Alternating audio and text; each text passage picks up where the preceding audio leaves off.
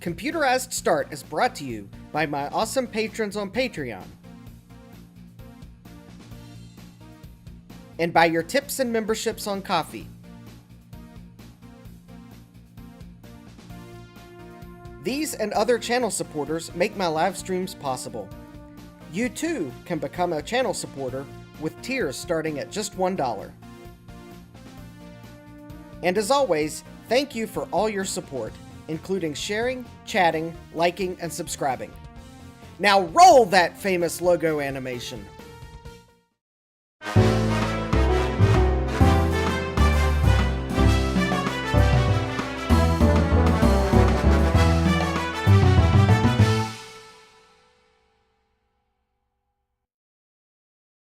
Good evening and welcome back to Computerized Start Live.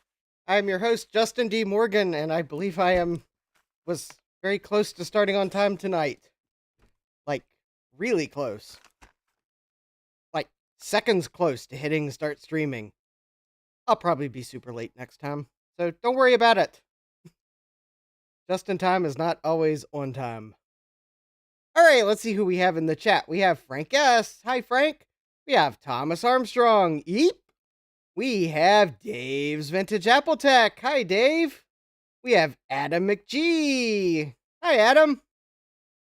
Adam wants a free pile of Power Macs. Well, I'll keep looking and let you know if I see any in your area. We have Retro Techie. Hi, Retro Techie. And we have Jeremy's Vintage Hillbilly Shack. Hi, Jeremy. And I think that's all we have in the chat right now. And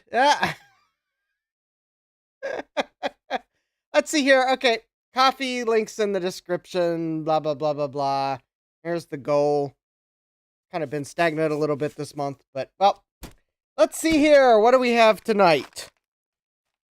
I'm not working on the Quadra 700 tonight. I need a little bit of more time because, well, I guess some things that came up on Tuesday. I realized that I wasn't ready to commit to a Dremel 2 CI case just. So instead I'm working on the G4. Oh, and still knocking things over. Don't know what I just knocked over, but I'll probably figure it out later. Hi, Jesse. Hi, 8386SX is here. Yes. Yes, you might notice this box here. We'll get to that shortly, because first we have... let me fix my framing just a little bit here. We have everyone's favorite segment, Wheel of Regret. Because I really need to stop buying things off eBay. So, does anyone want to take a guess at what is in this box? And I will give you a clue. The fact that there is a media mail label that was on this box has nothing to do with it. And the fact that it's probably DVD sized. And it is very scary that I have DVDs to... Oh. Okay, this is very scary that I have DVDs to see that, yes, it is DVD sized. But I doubt any of you all will guess what's in here. Uh-oh. Adam says that Mac Plus case he found had major internal damage. Ooh. Yikes. Well, anyways. Well, thanks for checking, Adam. We'll find a Mac Plus case for my worse for wear Mac Plus somewhere.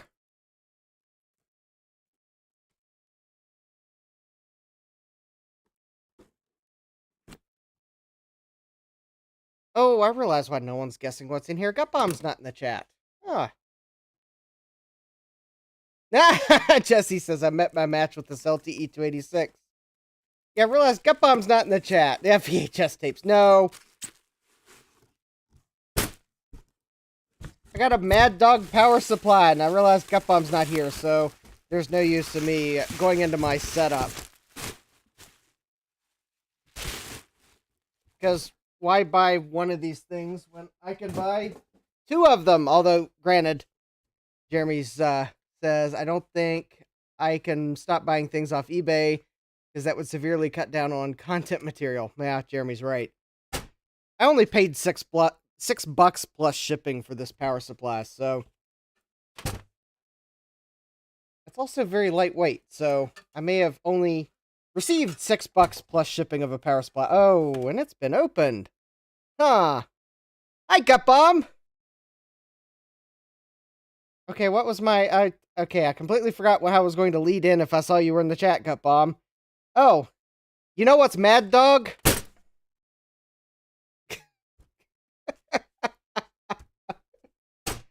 Yeah, I picked up another Mad Dog power supply, Gut Bomb. It was $6. I got, it was an auction. Starting bid was $6, and strangely enough, I got it for $6. Plus shipping, and shipping was only like another $6. Ah, yes. Now, of course, I do have a second Wheel of Regrets entry. If you will hold on just a moment, because I have not received this one yet, and I can already give it a regret score. How's that for bad? Oh, also eBay wants me to log in, so if you will please hold on momentarily, because apparently I need to log into my eBay account.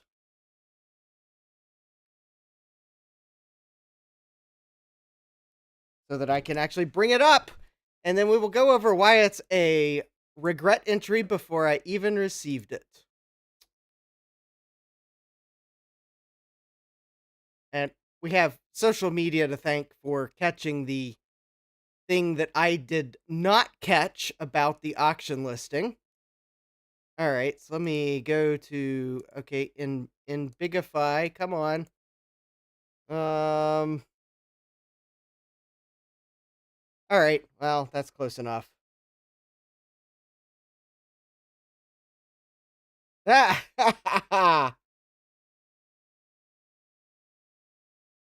Adam says, I've been logged into eBay since 1999. Well, for some reason, eBay decided that I needed to be logged out. Also, I think because this is a completed auction, I can't make these images larger. Anyways, so I have purchased this lovely motherboard here. Look at this. It's got an E-Tech chipset with labels on it. Yeah, that's definitely a E-Tech chipset. Nice 3 ISA, 3 PCI, an AGP. Got DIMMs and SIMs, ATX and AT power. Got a nice Cyrix Media GX processor. I mean, look at this thing. It's got all the bells and whistles. It's only got half the cache. Okay, 512K cache. Oh, well. I mean, look at this. It's got this heatsink. It's more heatsink than fan. I mean, it's wonderful. Jesse says Chris and his peer pressure.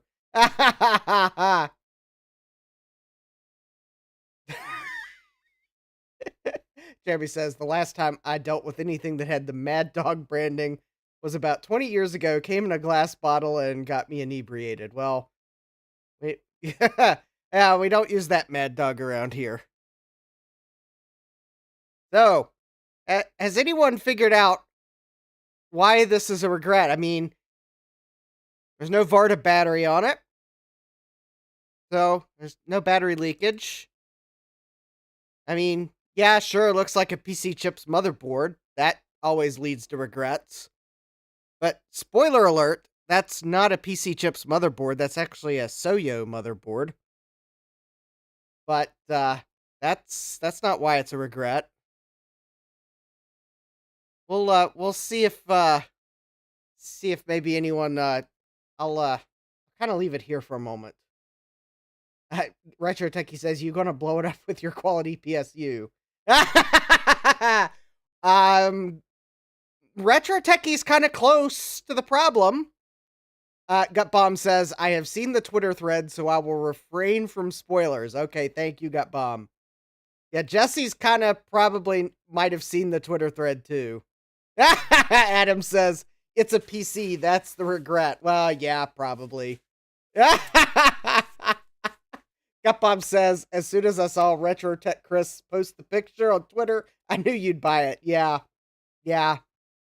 All right. Okay. Jeremy says Soyo was okay for a bit, and then they suddenly started dying. Yeah.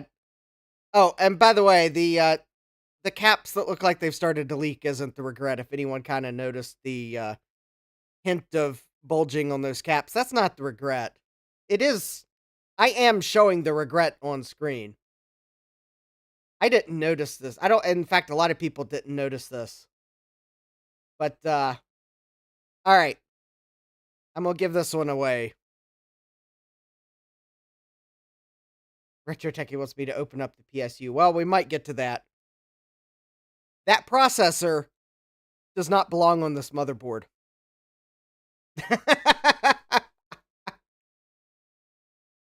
Cyrix Media GX processors use socket 7 in that they use a socket that physically matches socket 7's pin layout. So it's like a PGA pin grid array processor. They are not socket 7 processors in that they are not electrically compatible with socket 7 motherboards. You have to use a special motherboard. You have to use a motherboard that says for Cyrix GXM processors only. Otherwise, you will blow up your motherboard. So Retro Techie was actually onto something when he thought he was jokingly saying I would blow it up with my power supply here. Yeah, I would. If I just plugged a power supply into this motherboard and powered it up, I would blow the motherboard up. So, yeah, Cyrix reused socket 7 for convenience, but it's not socket 7. It's a little more convoluted than that, Jeremy. It was not a direct acquisition because I think VIA bought Cyrix because they, and then I think AMD bought that processor line from VIA because VIA, I think, renamed it the Geode processors. So anyways, yeah, it wasn't a direct acquisition. Cyrix was not purchased outright by AMD. It was, they were bought by AMD, but only after I think it was VIA had bought them and used the Cyrix intellectual property to make VIA processors. Also, there is one other probably regret about this. The Cyrix GX processors are really nothing more than 486s with MMX instructions, so there's that too. Anyways, yeah, this purchase got a regret score, and I haven't even received it yet. So, yeah.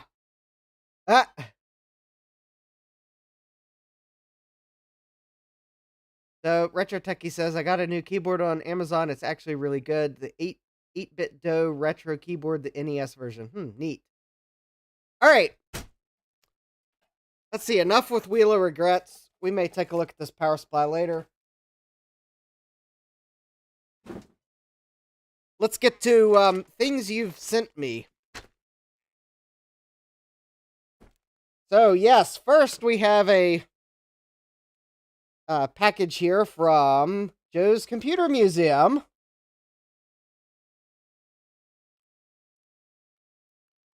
Kind of missed the little 8-bit boxes, but... Oh, hey, Mac84, Eep. Steve is here. All right. First of all, let me make sure I don't, pull a packing list out. Oh, there may not be one in here. Okay, good. There's no packing list in there. So, Joe sent me a couple items for review. So I will go ahead and show these off now, because I believe I will at least show off the one I know he's selling. And this is to let you know there will be a video later. Although, wait a minute, I think he's announced the other one too. But anyways, so Joe has sent me one of his A2 VidGA boards. I think he's programmed it for the Apple IIe. So I will be doing a review video on this. So thank you, Joe, for the A2 Vid GA. Even has the nice breakout board. Joe knew I would be putting it in the Apple IIe. So he got it all set up for me. Cool. And I think there was... Oh, yeah. Here we go. Joe knew exactly which computer I was going to put it in. I didn't have to tell him. So there we go. Have the nice platinum filler plate. So now when I install it in my Apple IIe, it will look all nice. And there won't be a huge gap. So anyways, keep an eye out for a review video. And I don't know if he's announced the other item just yet. But, well, we'll, because I'm not sure if he's announced it yet or not.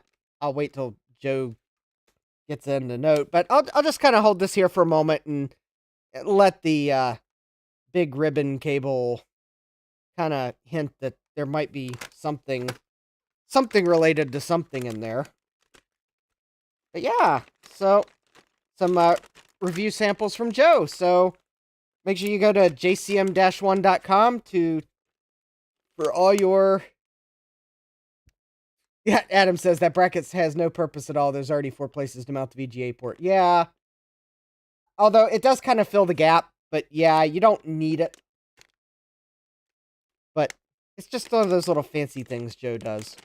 So jcm-1.com for all your Apple II and Mac and other 8-bit platform goodies.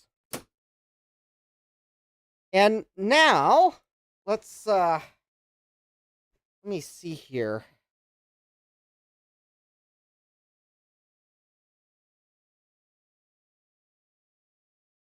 Well,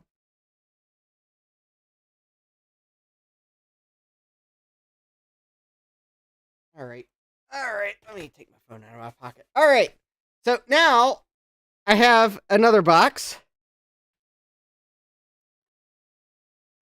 And you'll probably have an idea what's in it, and it does not fit on my bench at all. But, so Garth sent me some parts here. Oh, okay, Adam says there's no gap. A VGA port is the same size as a DB9 port. Oh, hey Sean, welcome. Sean, I would like you to know that,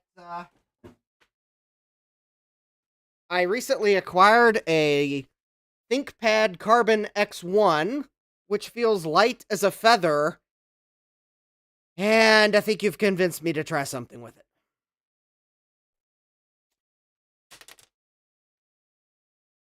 As soon as I can write the installer for it to a thumb drive, try it, see if it'll even work with it.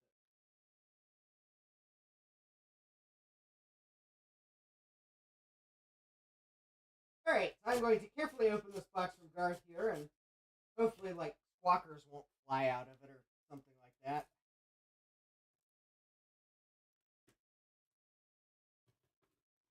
I mean, you never can tell with that parrot where he might be hiding next to mock you or whatever squawkers actually does. Oh! Yeah, Sean says, oh yeah, I love my Haiku ThinkPad X1 Carbon, yep. Oh, well then that probably means... Oh, hi Bruce, welcome! Yes, though the last nightly update broke Falcon for me. Oh no. Yeah, I was actually thinking of installing Haiku on it. Because I couldn't think of what else to do with it. But... Well, the price was right on it. Alright. I've got bubble wrap for days. Oh, here we go. Garth did tell me there's probably not any DVDs in here.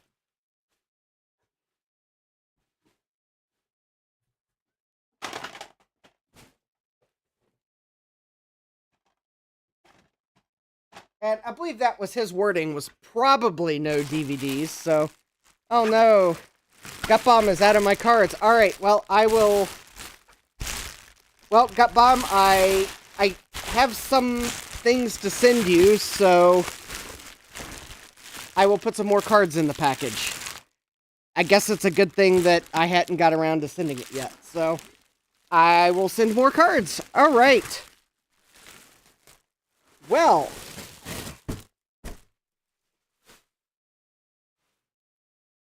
I think I could tell you one thing. Apparently I don't know how to set a 2CI case onto the bench because I put it upside down. So Garth had a spare 2CI case, and this was what I was going to put the Quadra 700 board in. Although this 2CI case is in a lot better shape than mine. So actually, I will probably put my CI in this. Garth!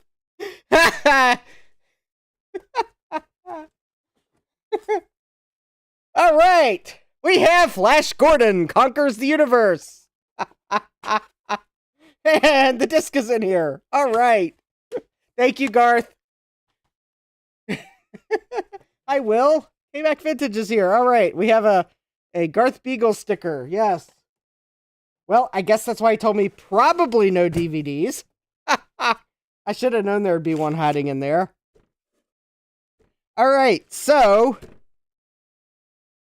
there is a good chance I'll put my 2CI in this case because it's nicer, and butcher the one that's not quite as nice. This also will save me from potentially having to feel like I need to immediately clean my 2CI when I put the rest of it together. Oh, hi, Francois. Welcome. All right. Oh, there we go. I knew there had to be one hiding in there somewhere, because Squawkers does like to hide in the corner. All right. So, 2CI case. And hopefully, all right, let me find a place to put the case here. Oh, actually, I need to make sure I put Flash Gordon somewhere good too, because, oh, it's even volume 2. Excellent.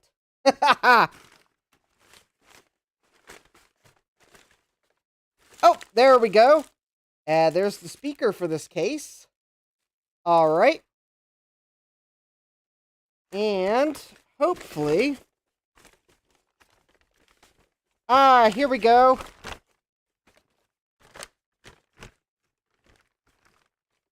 And a few things that and we got the reset and interrupt button. Excellent. All right. So I have an Apple logo with the leaf.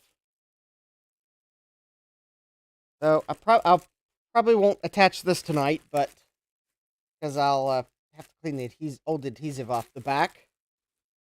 But I'll at least be able to replace the Apple logo on the side of the G4 case that I'll be working on.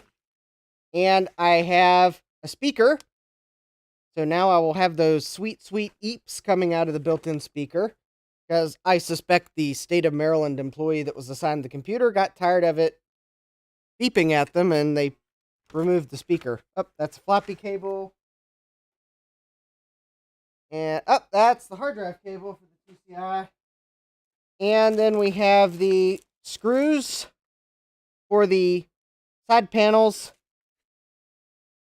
and a zip drive bezel. Excellent. So these should be what I need to at least get the Power Mac G4 until it's looking a lot better. So thank you, Garth, for the parts. Now I'll just need to get another zip drive for the Power Mac G4, because there's a problem with the zip drive that's in it. It has click of death. But I can deal with that later. So we got the speaker and the screws and the side panel. All right. Mr. Speaker, yes. All right, I think that's all the packages I have to open. Yes. We've done Wheel of Regret. We've done the opening the packages, and now I guess it's time to go grab the Power Mac G4. All right. Actually, oh, there's one thing that's where my hammer is. Okay. I'm gonna go to be right back momentarily because I need to go put this 2CI case somewhere before I manage to knock it over. And I need to grab the Power Mac G4. I didn't have enough room to put Garth's box and the Power Mac G4 in my close proximity, so let me go put the 2CI case away, go get the Power Mac G4, and more importantly, I need to grab my hammer, and to do that, I gotta remove stuff off the top of my toolbox. So I'm gonna go to be right back. It shouldn't take me more than a couple minutes. So be good in the chat.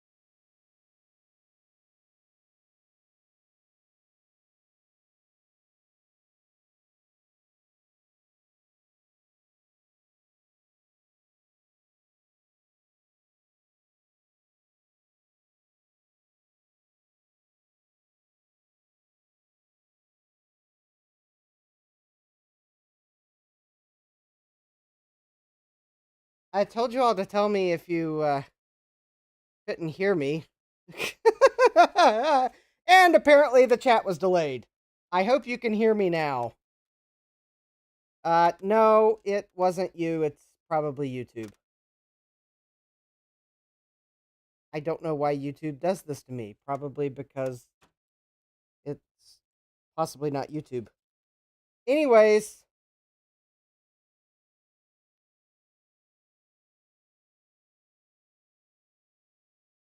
Alright, I have sound again. So this case is somewhat bent here. I can't really show it, but it looks like it's bent up here because the door doesn't close properly. Although I first maybe should put the screws that hold the side panels in. Maybe that might help. Oh, it did it to Jesse last night too. Interesting. Oh, it must be YouTube or OBS, one or the other. So maybe what I should do first is put these screws in, which is going to probably make me realize that the screwdriver set I need is upstairs. But let's see what I got down here. Looks like these are hex screws.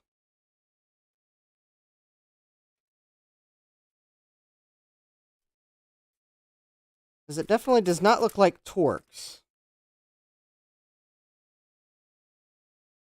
Although maybe it is Torx. I can't tell. Oh, maybe that is Torx. Alright, let me see if I got a bit that fits. Oh, there we go. The first one I picked, I think, is the right one. It's a T10?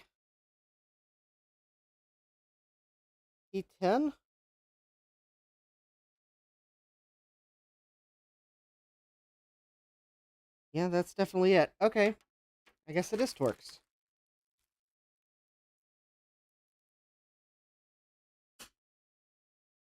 Yeah, you can try sending me a text, Jeremy. There's no guarantee I'll see my phone, but yeah. If I get muted again, then feel free to text me, and if I see my phone, then I'll be more likely to recover sooner.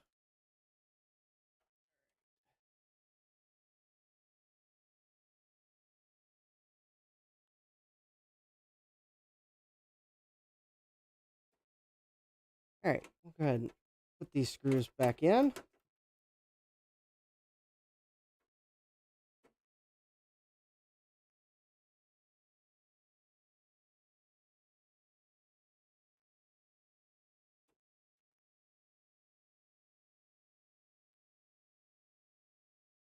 There we go. Now this side's on nice, and it will look really nice with the apple in, and I'll replace this so it matches at least.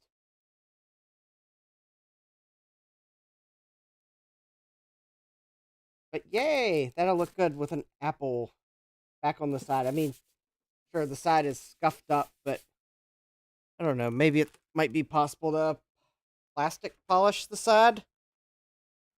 Although I don't know if that will really help or not. But there we go. That sure feels better for that side. Alright, let's go ahead and put the... Oh, you know, I could zoom out. Oh, no, I am actually zoomed out as far as I can. So, on this side, there are 3 missing screws.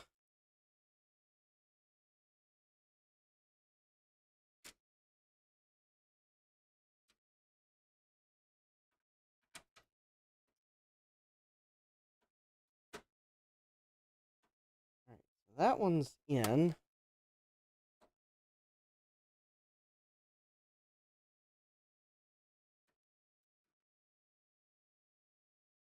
Is possible that putting these screws back in might be the reason why the door is cattywampus, but I think think it's bent down at the hinge, so I'll probably have to give it a few gentle taps with the hammer to let it know that I still love it. All right.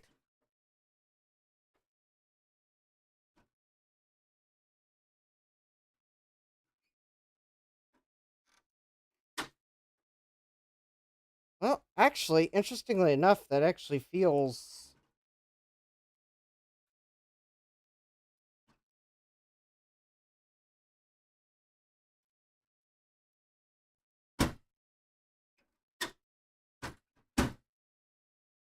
Actually, I hope you all didn't come here for hammer time because it was the side screws missing.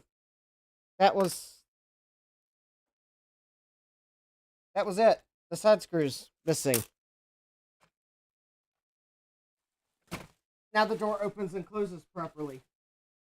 Yay! There we go. It opens and it closes.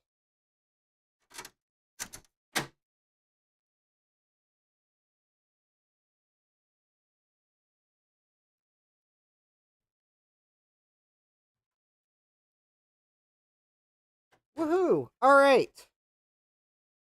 Now, all right. Let me. There we go.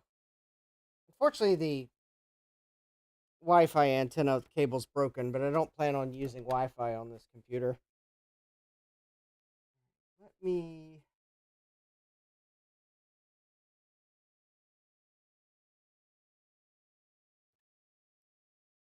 Yes, I apologize, but there will be no MC Hammer time at the moment because the missing screws were what was causing the door to be out of alignment.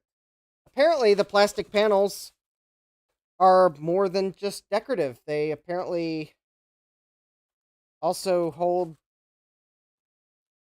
Well, actually, looking at the metal frame on the door, yeah, I guess I can see. Yep, this plastic, the plastic pieces do more than just provide a beautiful substance on the outside. They are actually part of the door's structure.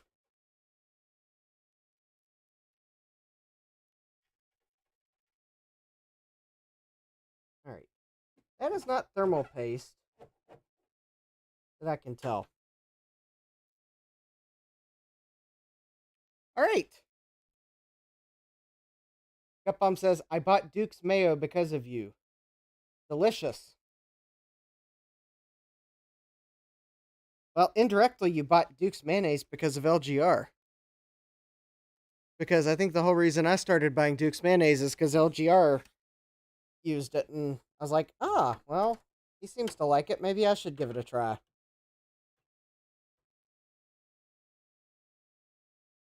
All right. So now that the door is cooperating, and I'll have an Apple badge to put on when I can actually clean adhesive off of it. I think it's time to actually put this back together.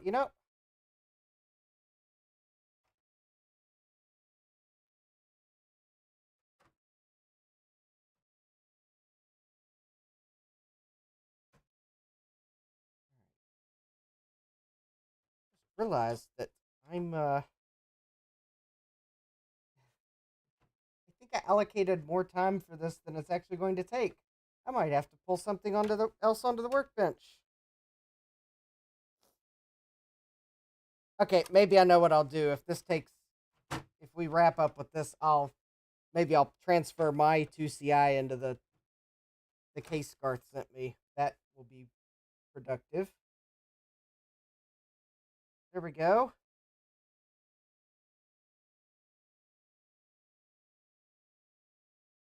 All right. LGR might. Yeah, Jeremy says LGR might have tried Duke's Mayo because of Duke Nukem. Yes, that is entirely possible. However, I believe Duke's mayonnaise is also from North Carolina. And it's possible he might have tried Duke's mayonnaise because of that.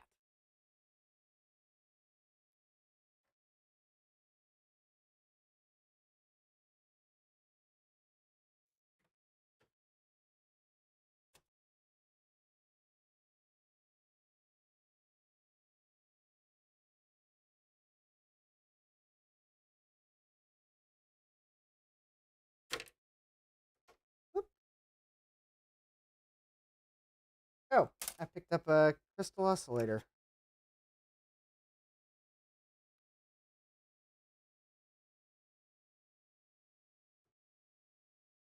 All right. The modem's plugged back in.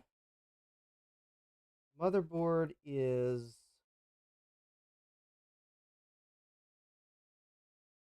in. The logic board's in. Let's see here. There are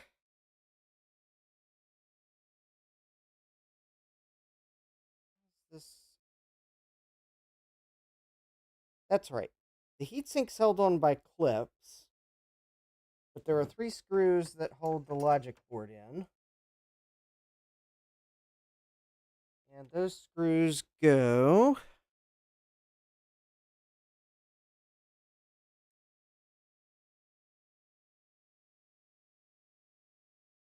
Jeremy says that Duke's Mayo is sold at nearly all U.S. Walmart stores. Well, I would be interested to know where Walmart does not sell Duke's mayonnaise, and I hope you don't tell me North Carolina, because that would be a travesty. Jesse says LGR should be a spokesperson for Duke's. Quite a few of us have probably tried it because of him. Actually, my supply of McLards is running low. Could use another bottle, that's for sure.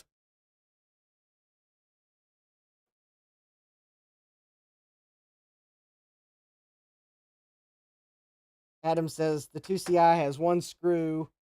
The 2CI requires the removal of one screw to remove all the components. Most of the time, that screw is missing. Yeah. All right. There we go. Logic board is retained. Now, let's take care of the thermal paste situation, or rather, lack thereof. All right, let me see if I have any more of the magical wipes from... I forget the brand. They smell like tea tree oil or pine sol. I haven't decided which they smell like. Arctic. The Arctic MX cleaners. Sometimes when I smell them, I think they smell like tea tree oil. And sometimes I think they smell like pine sol.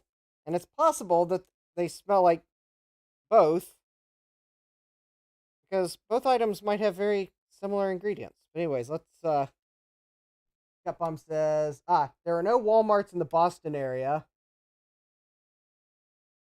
Had to go to the fancy grocery store to get Dukes. Jesse says, New London, Wisconsin Walmart probably doesn't. It's one of the few that aren't a super center.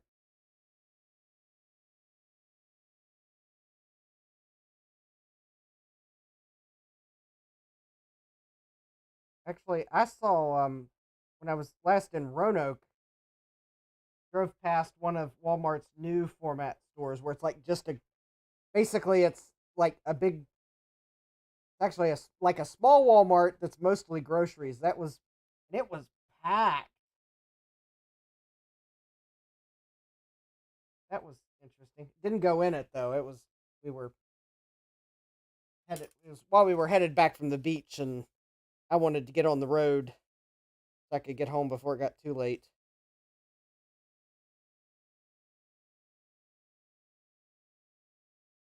You know, I think Apple's thermal pad is still attached to this heatsink and is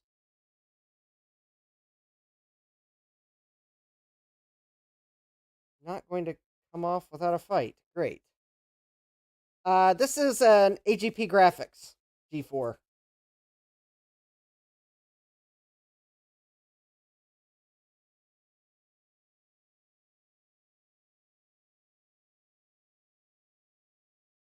Well, this is the thermal pad that will not come off, and well, it's coming off like molecules at a time, apparently.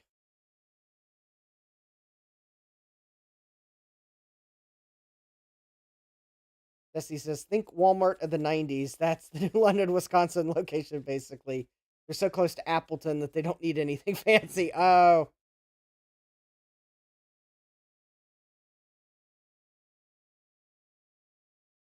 All right, I'm going to hold the pad to the.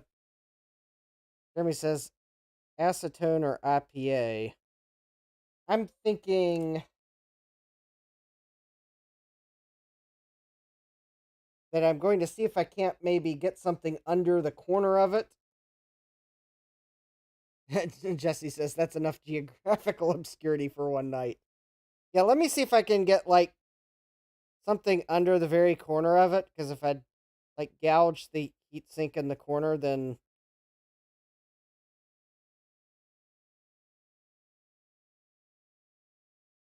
oh, it's flaking off. Okay.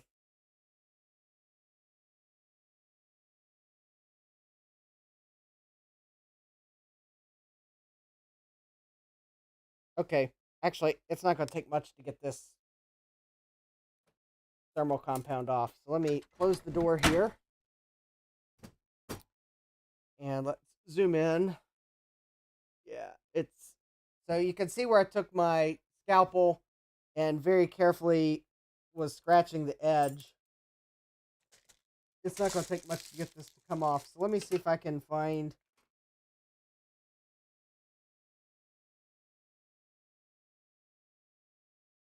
Actually, Jeremy was suggesting IPA, so let me. Oh, there we go.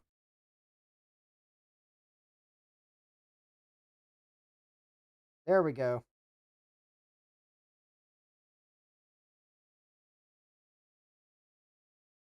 That's that's getting it off. Ah, night, Frank.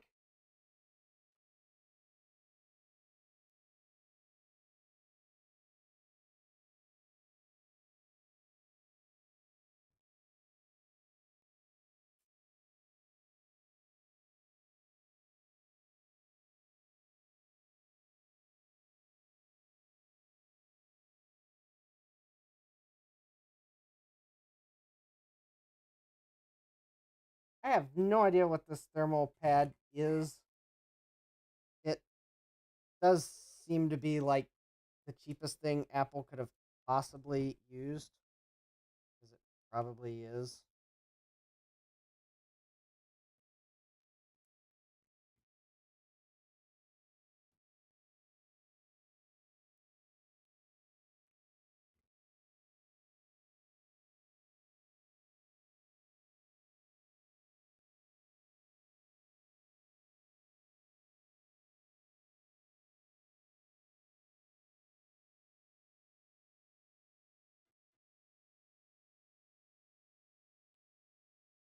All right, let's.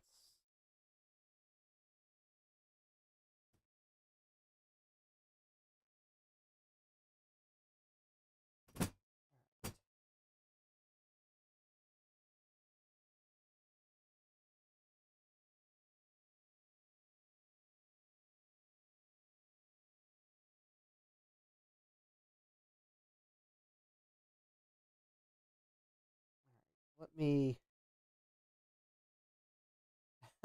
Adam McGee. Instead of thermal compound, I suggest you coat the CPU with bacon grease. Makes the room smell nice. Oh.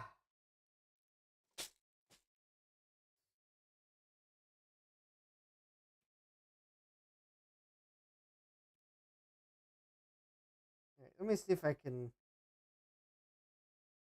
Maybe if I.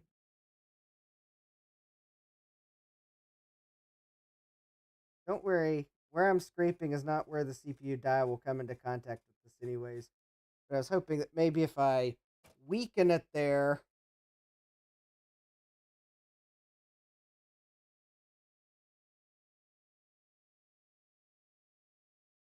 maybe it will fairly easily come off now.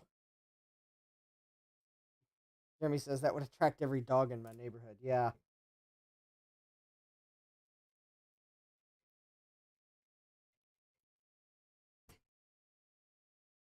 Possibly some of the stray cats too, but maybe they would rather it be just tuna and not bacon.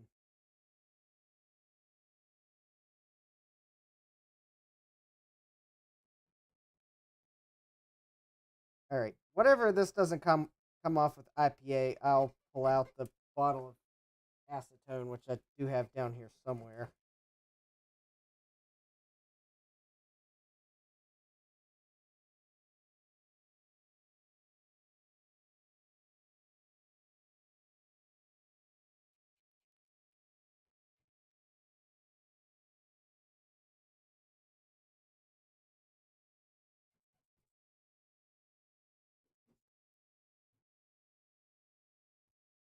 All right. Let's see what acetone can help with.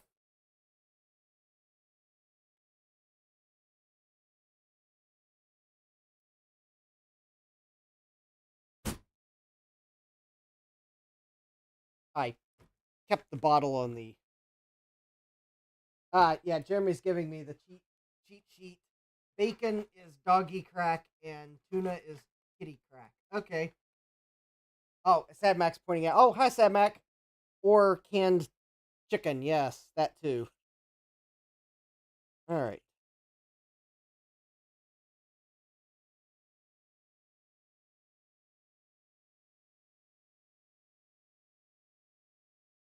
Oh, yeah, maybe I should have pulled out the acetone sooner. Whatever this thermal compound Apple used is.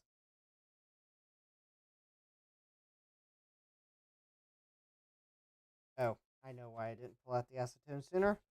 Because it's acetone, and it smells like acetone.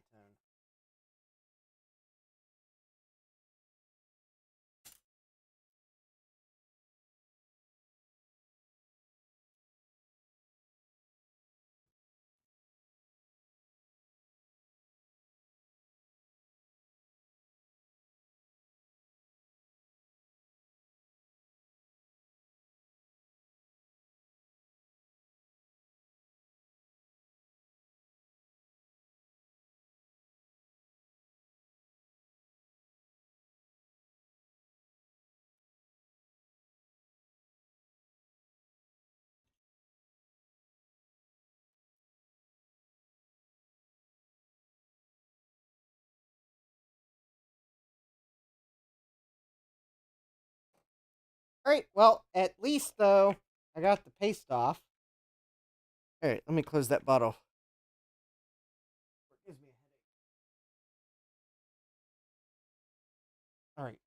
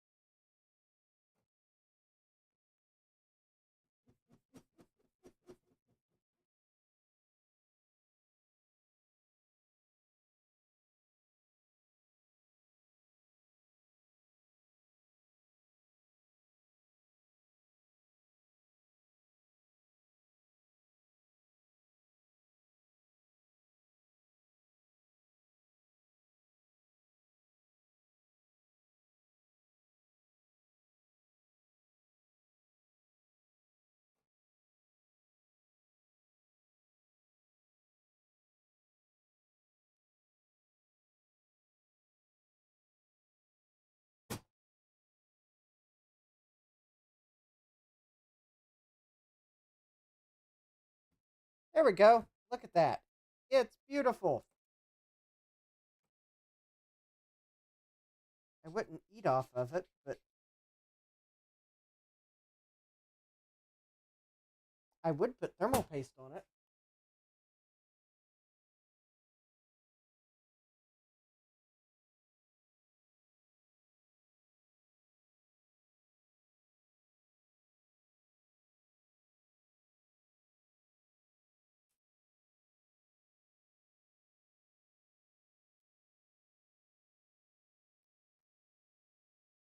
All right.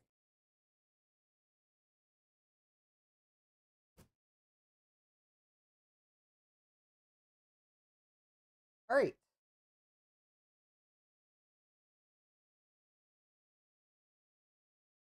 Yeah, I'll make sure it's dry first. In fact, I was actually going to...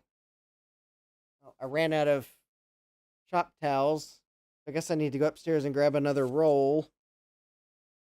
Wait, I've got another roll down here somewhere. All right, let me see if I can spot my shop towels down here. I sure thought I had a second roll down here, but beats me what I did with them. Because I wanted to maybe wipe it again with isopropyl alcohol to make sure I got all the other chemicals off. Okay. All right, let me go upstairs and grab another roll of shop towels. I'll be back.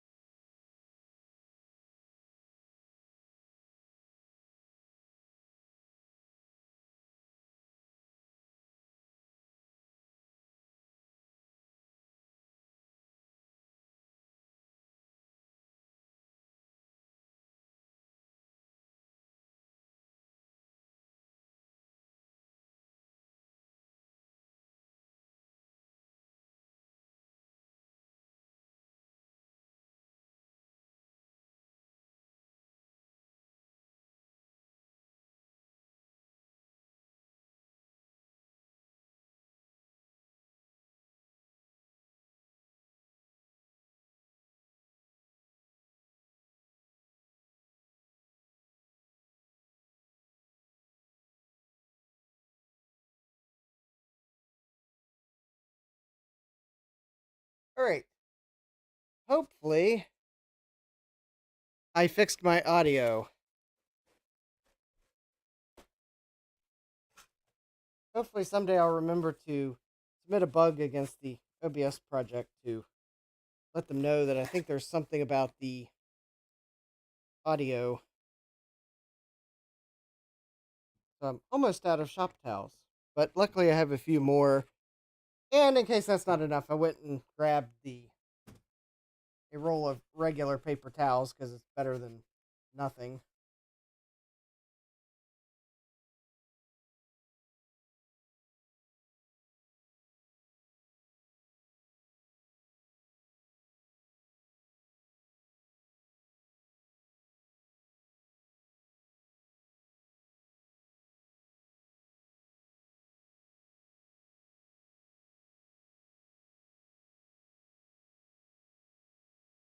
There we go.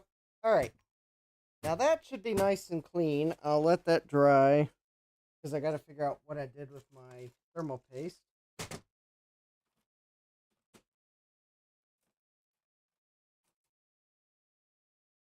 probably help to remember what I was doing with it last. Probably the cheap PC challenge.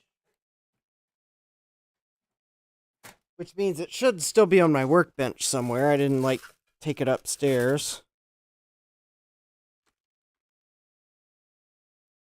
It probably went into hiding, though, because it knows how the keyboard trolls like to comment on thermal paste applications. Oh, wait. I think I know what I did with it. I think I might have actually... Yes! I actually put it away in the drawer.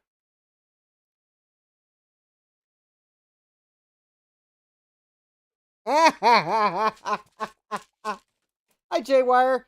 Yeah, you did kind of miss a DVD mystery box.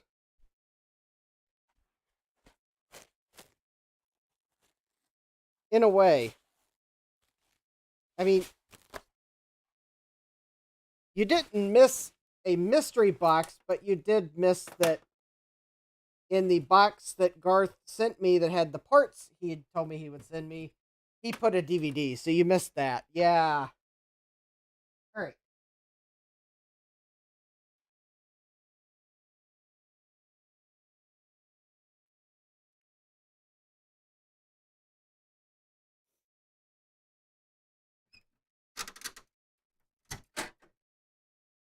Oh, yeah, this works so much better with the...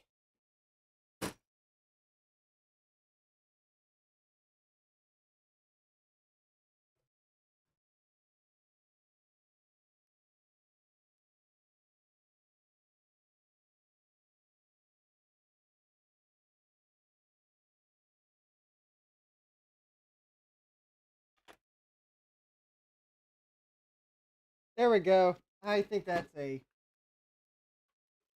Oh. Oh, guess what? I just found my other tube of MX6.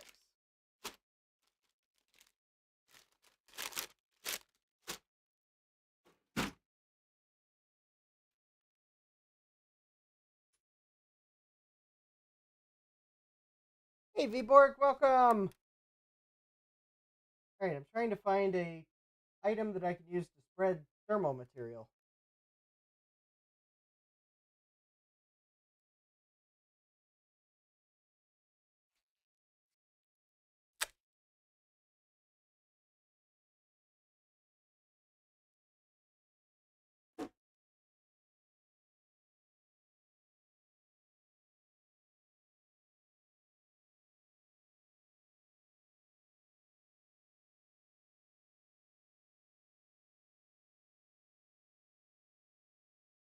Probably not the ideal spreading item, but at least it's clean and flat.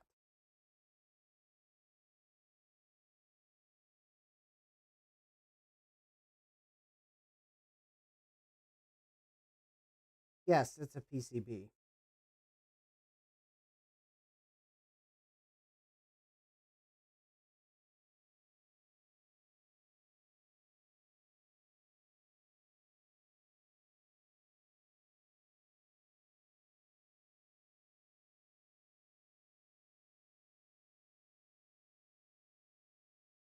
Set anything on fire yet? Nope, not so far.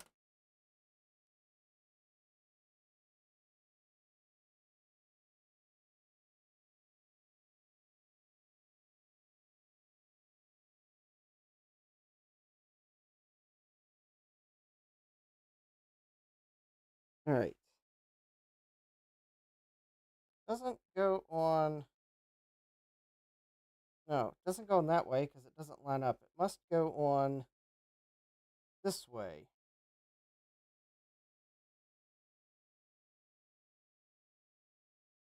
Because, yeah, that's the only way that lines up.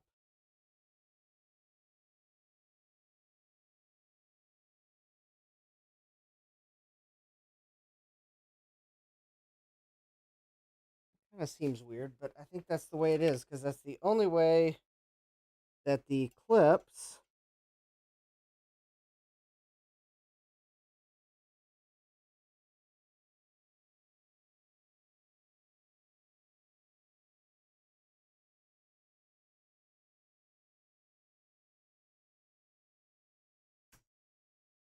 Why not?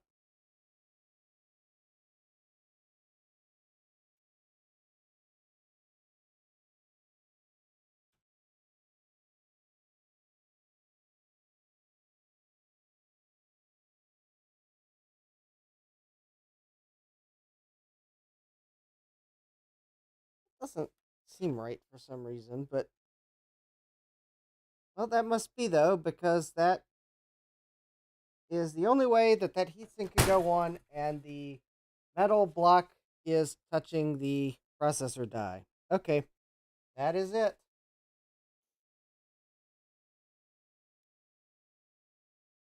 Jesse says I could apply it like Louis Rossman does with flux. It may not operate. Beborg says anything is a smoke machine if operated improperly enough. Yes, true. Jaywire, I've seen some really bad Apple thermal paste applications, so yep. Jeremy says if it works, it ain't stupid. That's true. Gutbomb says controversial opinion spreading isn't important. The contact makes it spread naturally, and it's fine. Yeah, you are right, Gutbomb. It would have spread if I put the heatsink on it, and I would have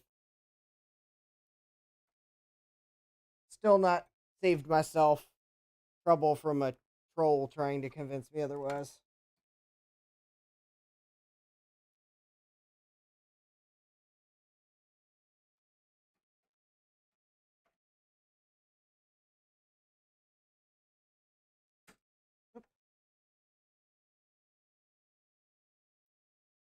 Oh, nope, that is the way that goes in. All right. I'm installing the speaker.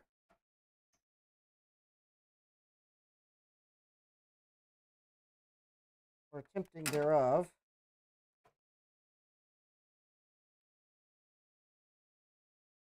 Oh, yeah, okay.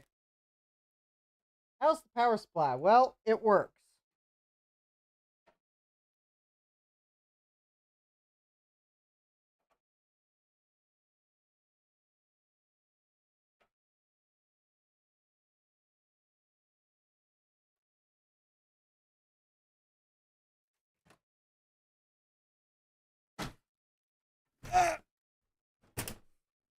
Max says, yep, at the end of the day, you've got new thermal paste on there, and that's what matters. Yeah, that's true.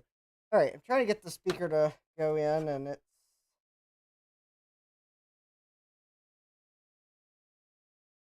Oh, there we go. Okay, so I am putting it in correctly. I just was having trouble seeing the...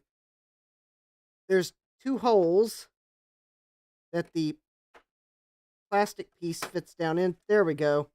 All right, speaker is successfully engaged in the case now.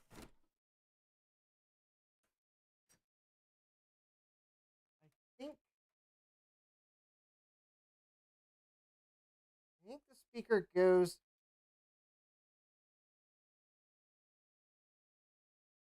Let me see if I can...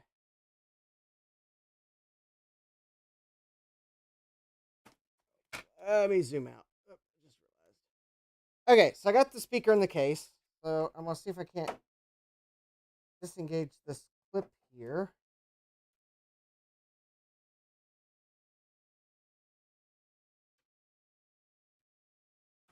There we go. So I can put the speaker wire under it. Because the speaker plugs in here. I'm almost certain of it.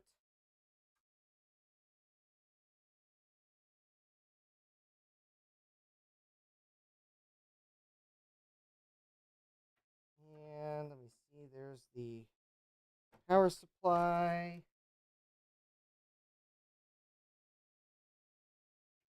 And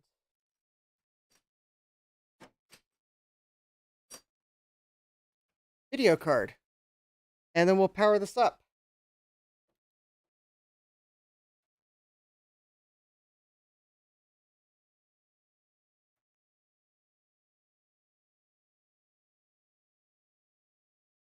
All right, somewhere I have an extra screw.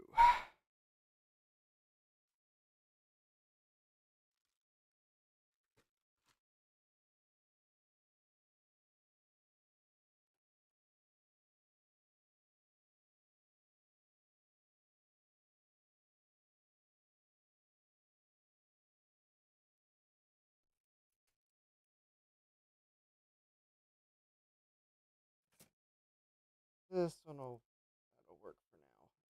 Be the same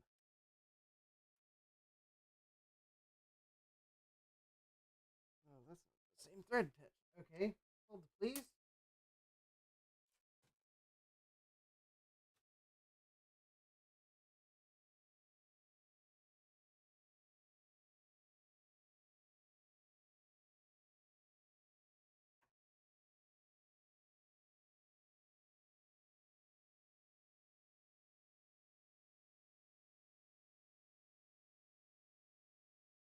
That is.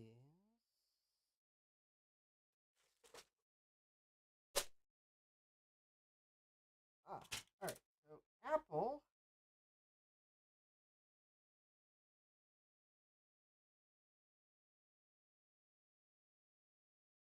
Oh, I think Apple actually uses. Nope, that's not it.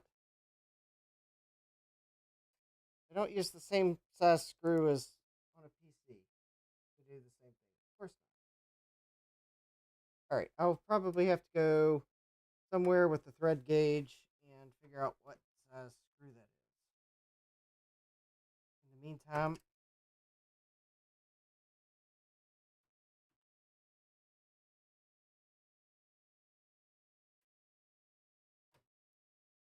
all right. In the meantime, I won't screw that down.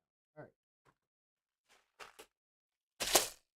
That screw might be floating around my bench, or I might have not noticed it roll off onto the floor, but I don't remember if that screw was there or not.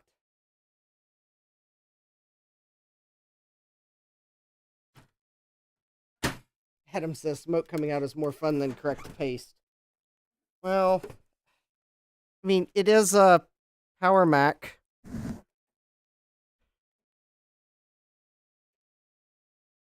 I do think a little bit more fondly of them than certain computers. All right. We got it plugged in.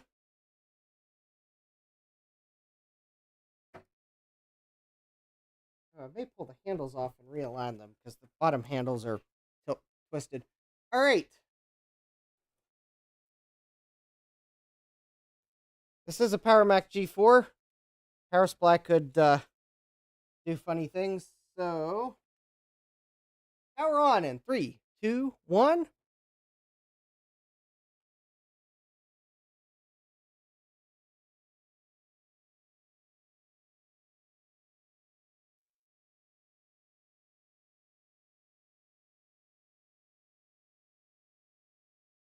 We did have a chime.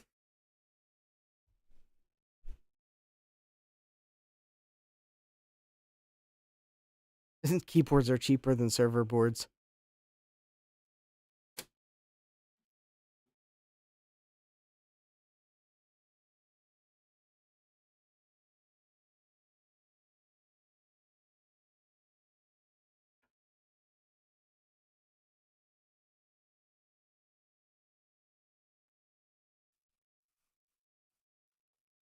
All right, I do have it on the right input, I think.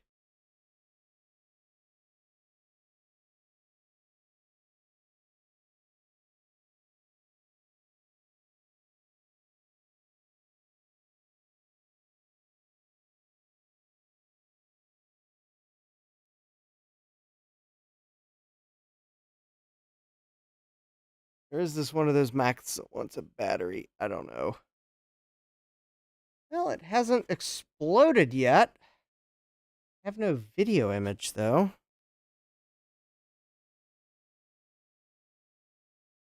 Need input.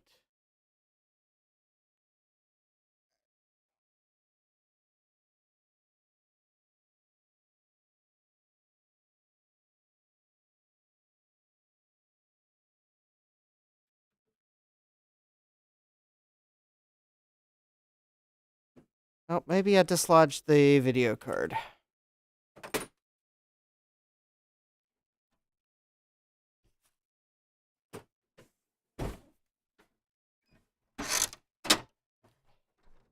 Oh, actually, that's probably what I did. Video card wasn't even plugged in. That didn't help.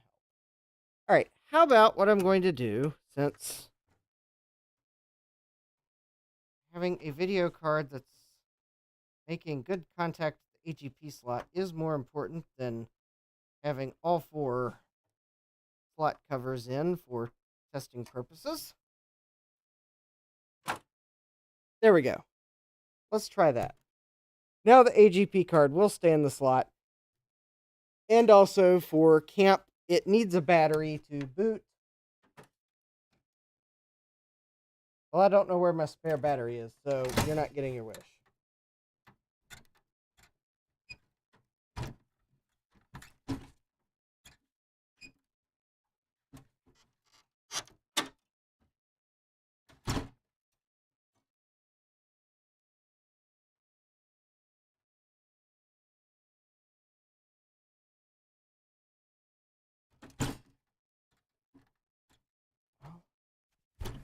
Oh, oh, there we go.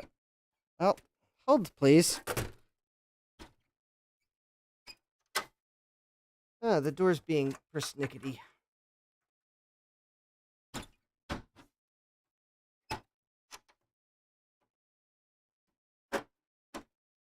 Oh, I think I see what the problem is.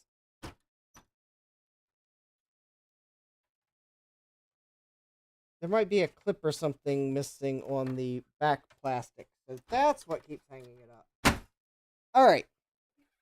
Let's see here. All right. Well, V-Borg, we'll catch you later. All right. Well, let's try it again. Now that the AGP card is screwed in. 3, 2, 1.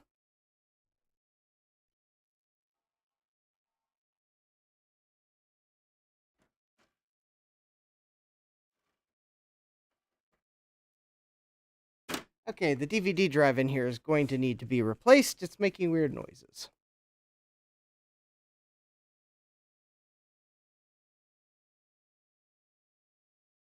Adam says the computer works with the door open. Yeah.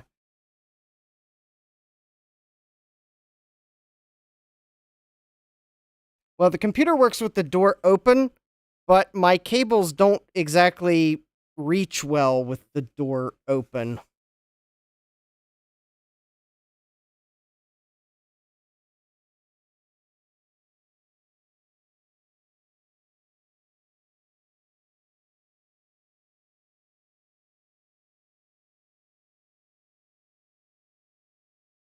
Troubleshooting is a lot easier with the door open, though. All right.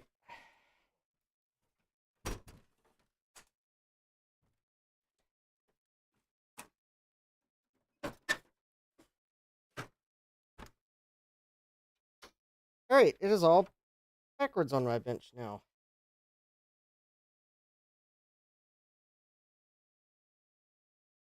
I'm looking to make sure there's not a chance that I, put the wrong video card in here. That would be embarrassing.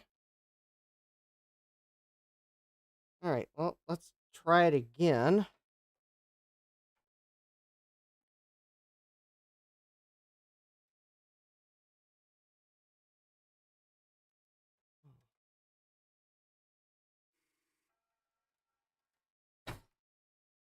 Okay, so we got a red light here. I think that's normal.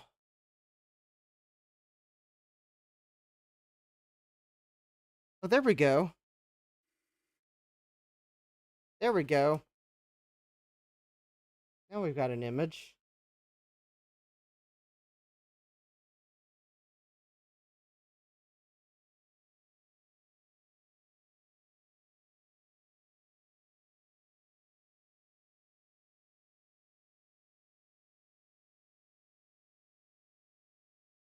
Okay.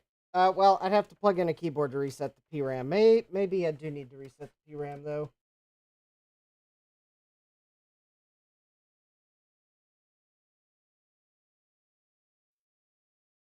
Okay, so it is powering up.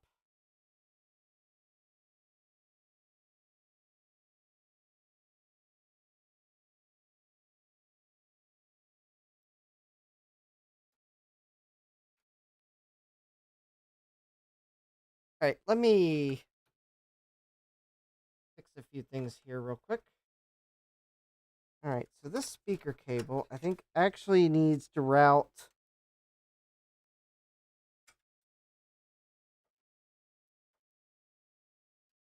through the cable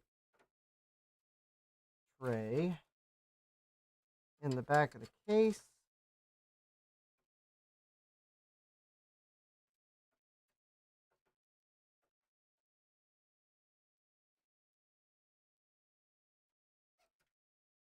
That doesn't get pinched by the door when I close it. So let me fix the speaker cable real quick.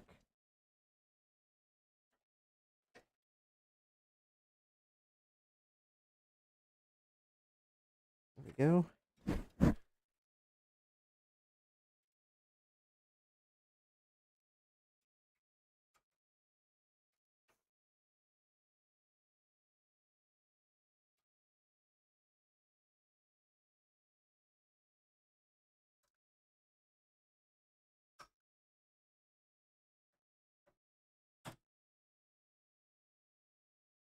Now let me find the RAM battery.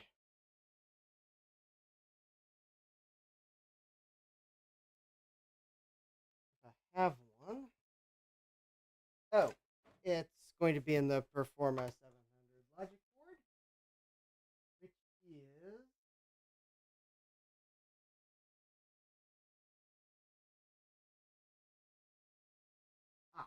okay. I see it.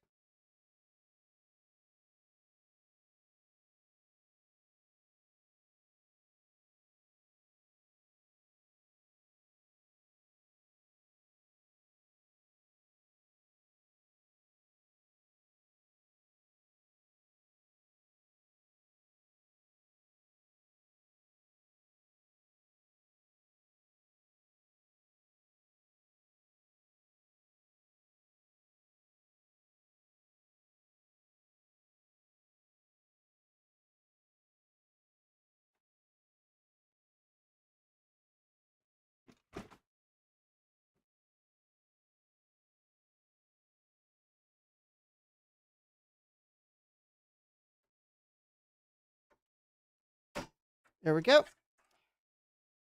And now let me find a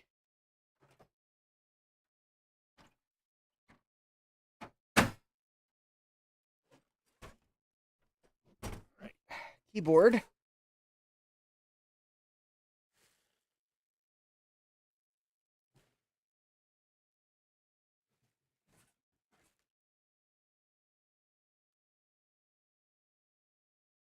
All right, searching for the USB keyboard that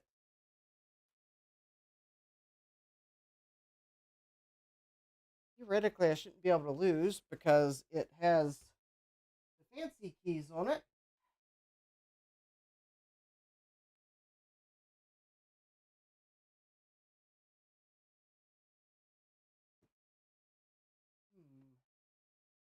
Or any USB keyboard, although it will certainly make it more complicated for me to reset the DRAM. Well, actually, let me just see if maybe it'll just power up now.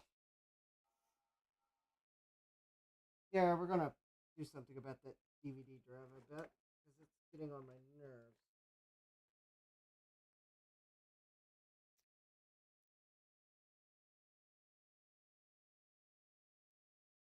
There we go.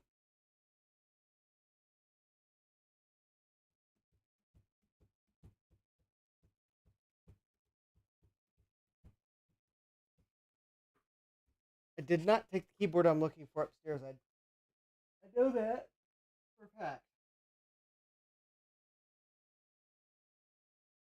But what's less certain is what I did with it down here in the basement.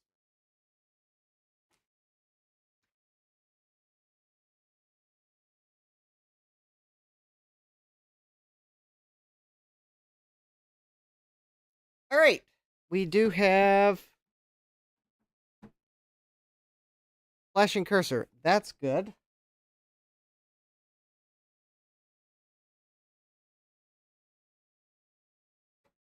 All right.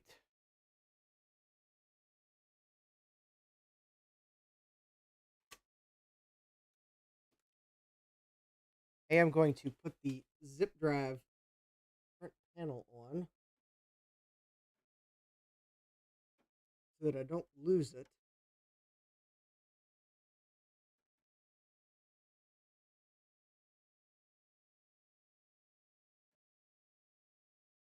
Might be one of those things that I might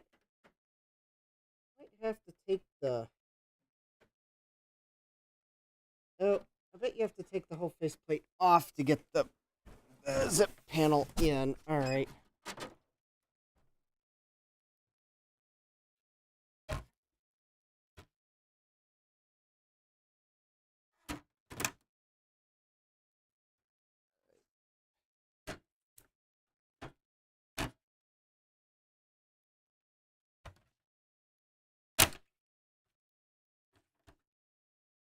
Okay, so there we got the front panel off, and then the zip panel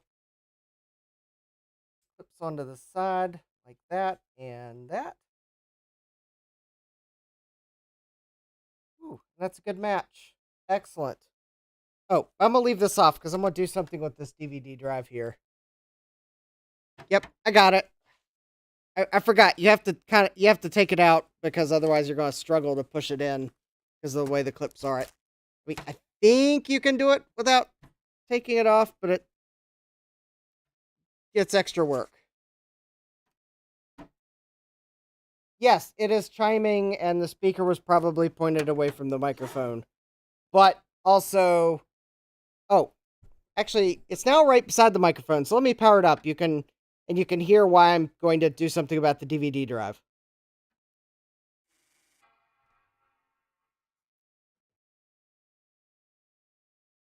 I'm hoping you heard that.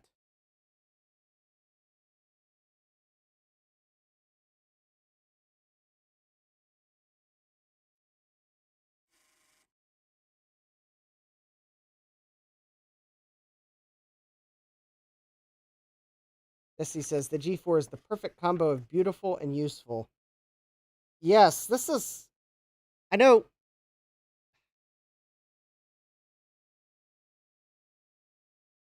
This might be an unpopular opinion on when Apple had peak product design, but I think it was the G4s. Oh, didn't hear the chime or... Okay, probably my audio filters. Hold, please.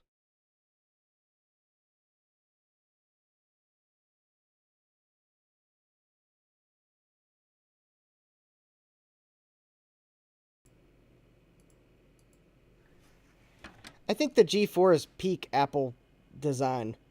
Both the Power Mac G4 and the iMac G4. And I guess maybe the iBook G4. So I realized that they needed the Tutti Frutti flavors of the G3 to get consumers interested. But I suspect that if the computers were garbage inside, well, the fruity colors would have done nothing. But, I mean, the G3s weren't bad. But I think Apple's peak design was the G4. The G4 tower, yes, it looks like the G3 tower, but the G3 tower had that G3 behind the panels that just looked... I thought it looked bad. So they did away with that gaudy branding behind the panels. And I guess they went away from the fruity flavor of the Power Mac G3 and went with the graphite color of the G4. It looks professional, but not bland. And the iMac G4, it's got the LCD panel on the pivot display and the domed bottom. I mean, it looks cool, but it's not like tutti fruity over the top. And then the iBook G4, it's just like a simple white polycarbonate laptop. Sure, they needed the G3s, but the G4s is kind of where I think Apple hit peak product design. Because we all know it went downhill from there to come out with the trash can Mac Pro. Yeah. There we go. I said it. All right. I've got the filters turned off, so hopefully you'll be able to hear this thing chime and make a racket. Here you go.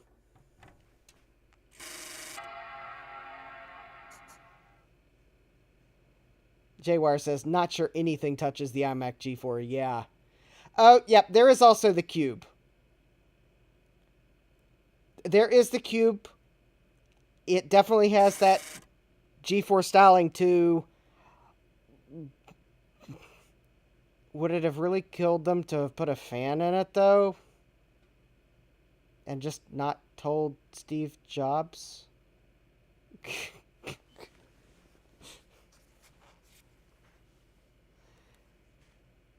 Yeah, so we'll fix that grind, because the DVD drive's not original because it's got a door on it that hits the flap every time you open and close it. Oh, I forgot to turn the capture input on. So it is reliably going to the blinking question mark screen. I haven't put the hard drive in it yet. So yeah, there we go. It's closing a whole lot better with the screws in it. It's got the speaker so you can hear the chimes. New thermal paste, always a good thing. The zip drive will have a cover so it doesn't look naked. Let's get this drive cage out of here so we can take a look at the DVD-ROM drive. I'll deal with the zip drive later. I'm like, Jesse says you have 30 minutes to move your cube.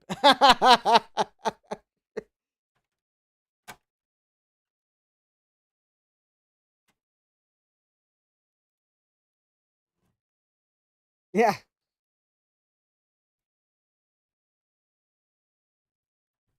All right. So I I do. So while I will probably admit that I do like the, I'm also a fan of the mirror drive doors, and I guess the Quicksilver G4.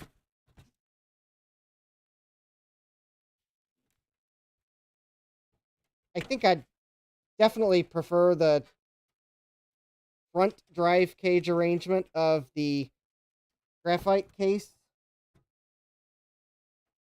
where the drives pull out the front of the case so that you don't have to lift them over top the motherboard to get them out.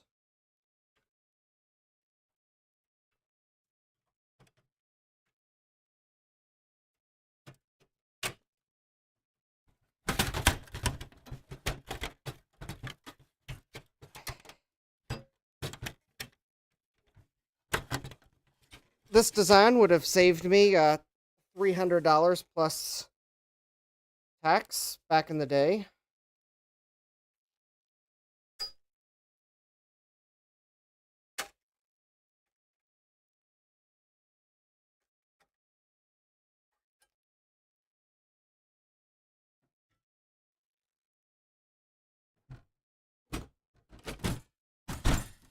I'll let you all can guess what $300 plus tax got me back in the day on a mirror drive door.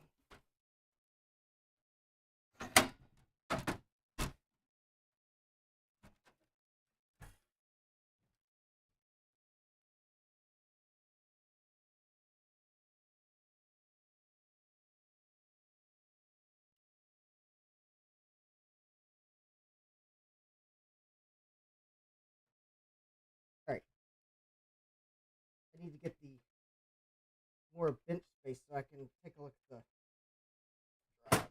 All right.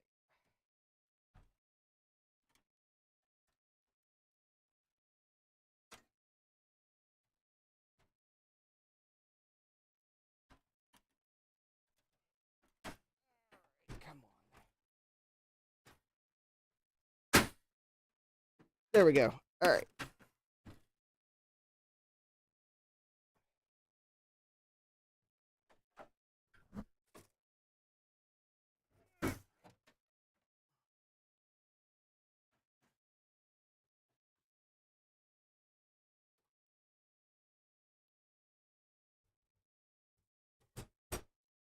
If no one guessed, $300 plus tax got me a new Logic board and a FireWire 800. because of the way the optical drive cages were, you have to lift them out and over the logic board to get them out of the case because they don't remove from the front. And I was doing something with them. I think I was installing a second one or something, and well, I dropped the drive cage onto the logic board of my FireWire 800.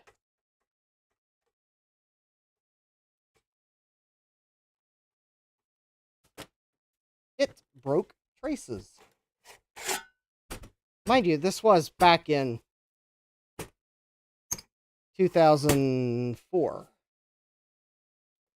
Oh, this actually is an Apple DVD drive. But I do not believe it came from a G4 tower because the door hits the flap.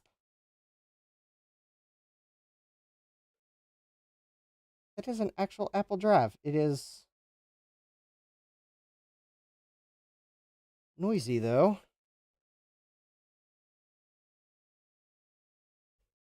I mean, I guess we could open it up and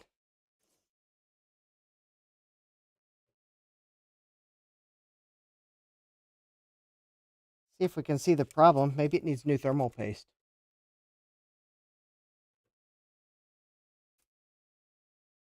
Oh, yeah.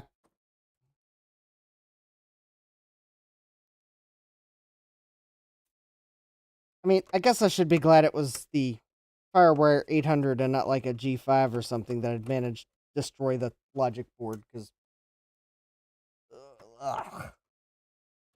Yeah, I don't know how. I remember the bill was like $300. Or a little over, because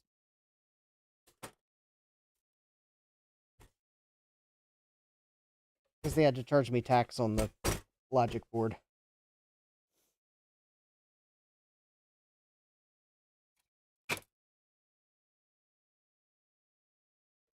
In Virginia, there is sales tax, but you don't pay sales tax on labor.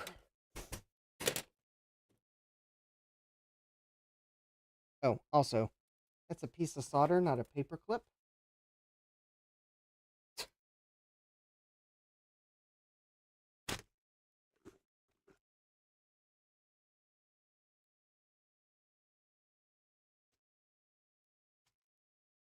I think for a while I actually had the invoice from that repair.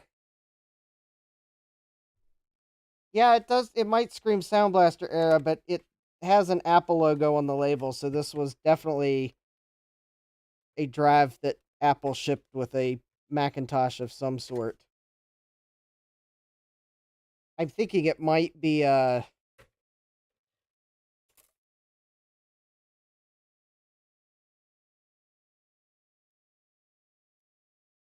don't know what they shipped it with, though, because it's got the door on it. Maybe it was with a G3? No. Did the G3 ship with DVD?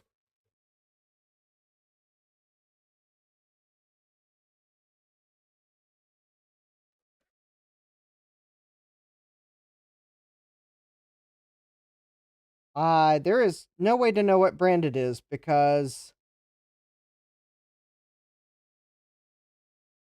well, unless you look up the FCC ID.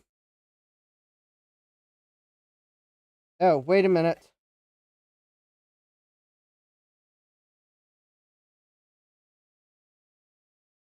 It's, oh. Yeah, it's Panasonic. Oh, okay, Gupalm says my G3 blue and white has a DVD drive in it. Okay, maybe, I think this might be a G3 DVD drive, because I think the door works differently on the G3.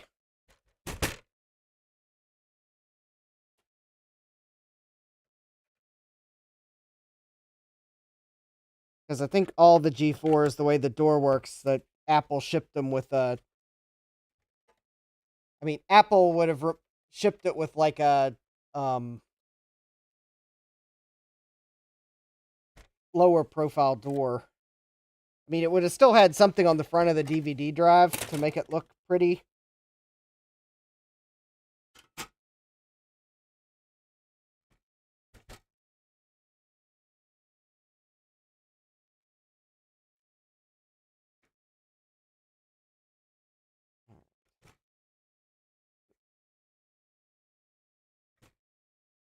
What am I doing? I'm trying to just get down to the mechanism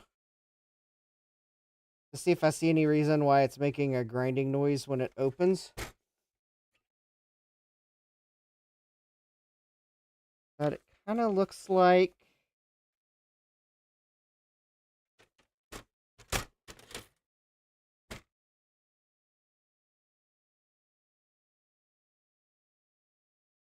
Gutbomb says, I always thought that the flap the drive pushes open's lame. Yeah, it kind of is.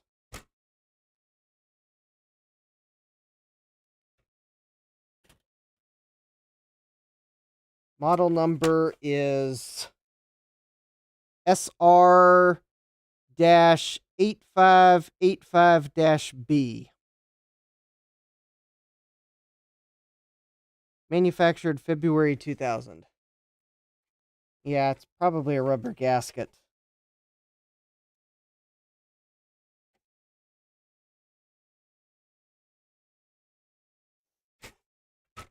Oh, there we go.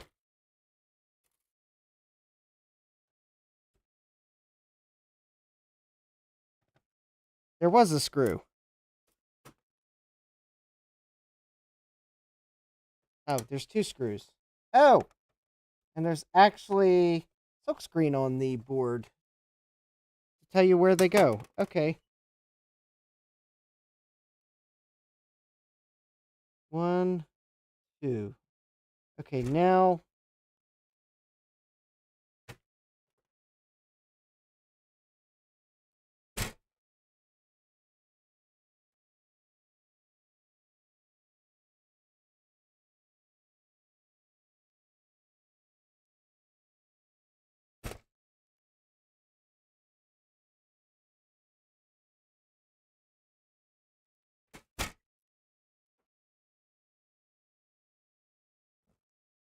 Yes, Jeremy, I know there's ribbon cables in here. There's always ribbon cables in these. But yes, if you ever do take one of these apart, don't yank it apart very fast. There's always ribbon cables that connect the board to the mechanism. And they are fragile.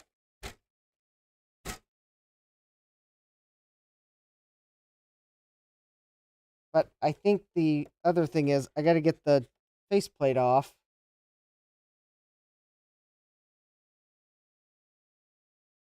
Oh, there we go. Oh, I get it. There we go.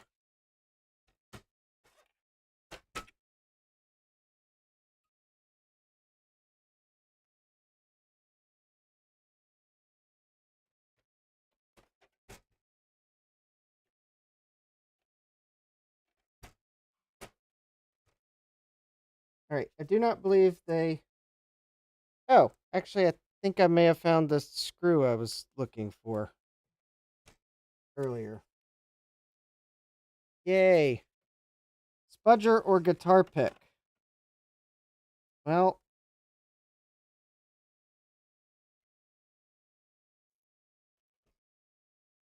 if I could find my spudger, or more accurately, if I could find any one of my several spudgers that have all gone missing. Oh, wait. Is this another casualty of my partial workbench cleanup?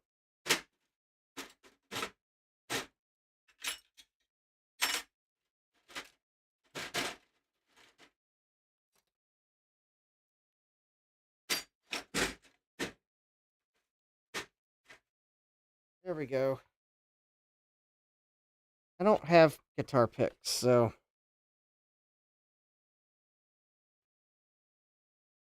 that would require me to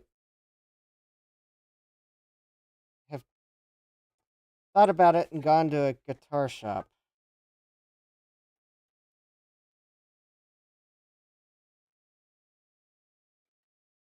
Which could be dangerous, because then I might want a guitar.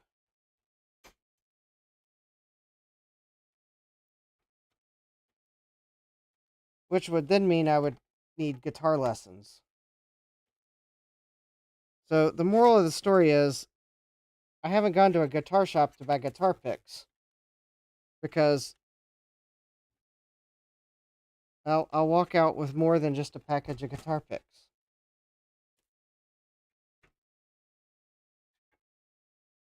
I'm not saying that necessarily all that's bad, but well.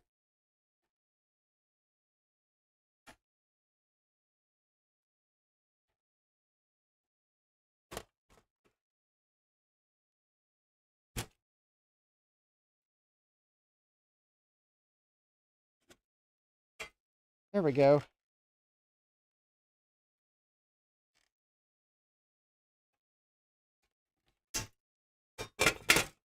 There we go.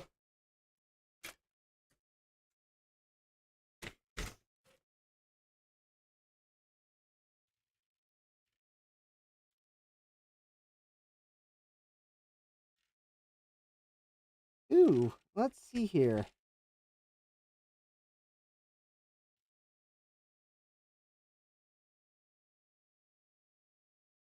All right, well, that gear mechanism sounds absolutely atrocious. I think it needs lubricated. Oh, maybe that's the whole problem, because I actually don't see a belt. It looks like it's gear driven. I think the gears need lubricated. But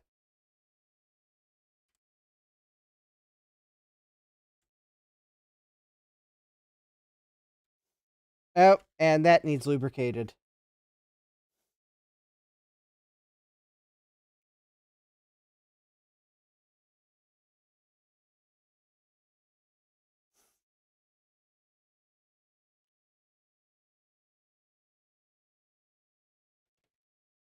I have no idea why 3 of these bumpers are red and one of them is purple.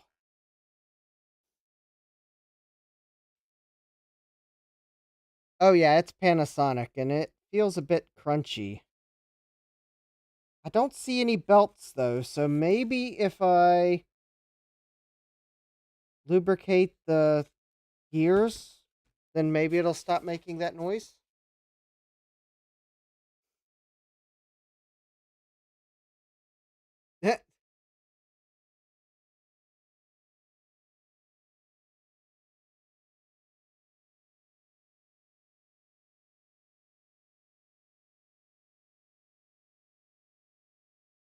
Yeah, I'd rather have gears than a stinking belt too.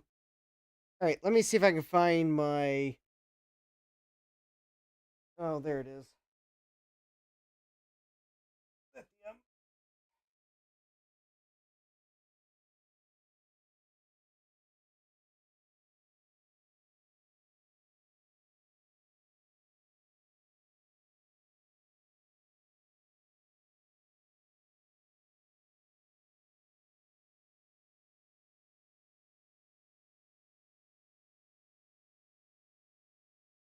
Oh wait, this might not be the right stuff. It says metal to metal. Okay, use that then. We will use.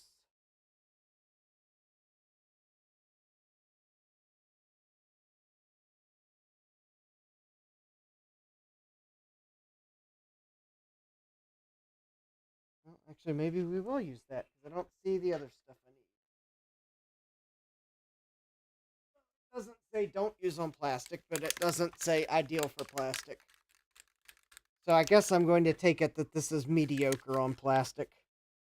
Or at least not, like, the best.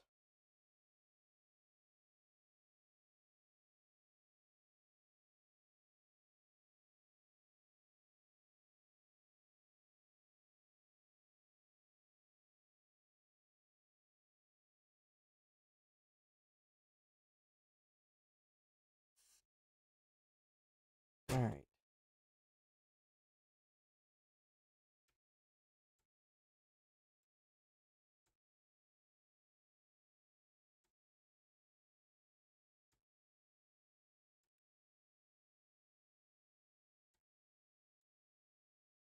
Oh, I think, oh,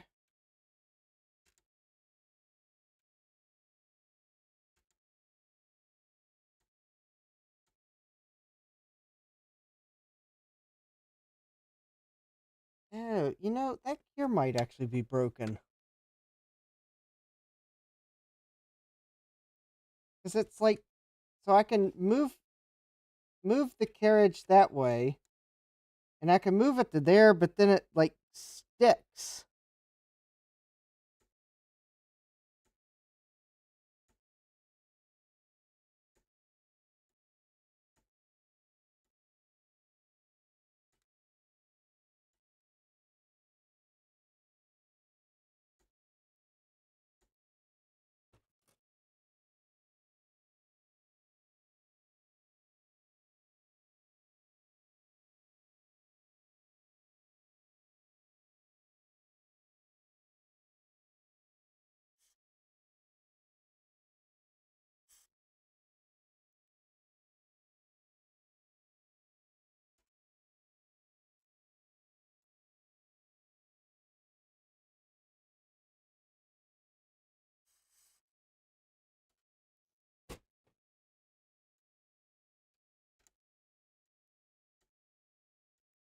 Yeah, it's definitely binding there in the middle.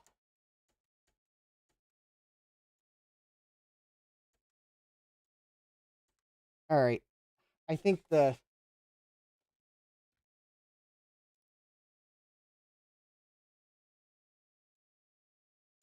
okay, it's not this gear, but there's a gear under it. I think it's broken.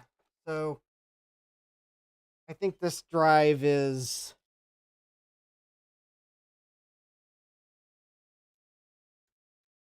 well, oh, that's right. I didn't use this drive to install the OS. I used the drive that was in the other one. Okay, so I'm gonna replace this drive with something else because it it's broken. The gear, this gear here feels like it's that gear or the one that it's interfacing with is like broken because the carriage should move all the way back.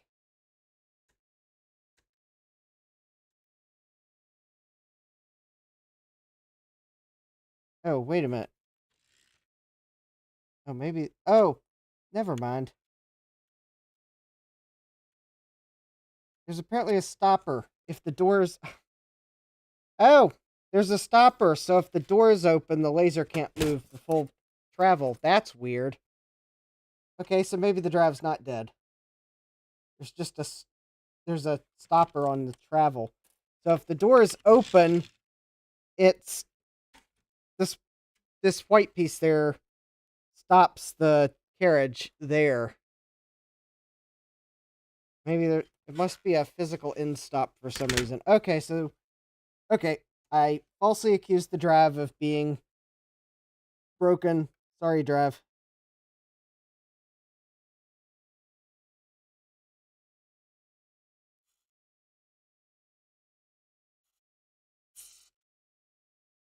All right.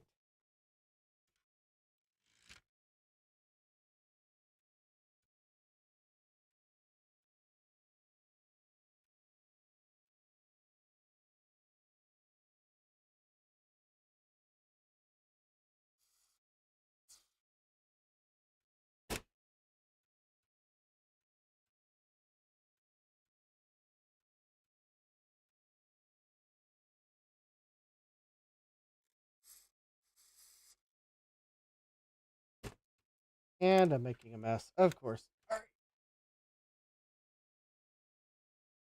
I will wipe up as much of the excess as I can.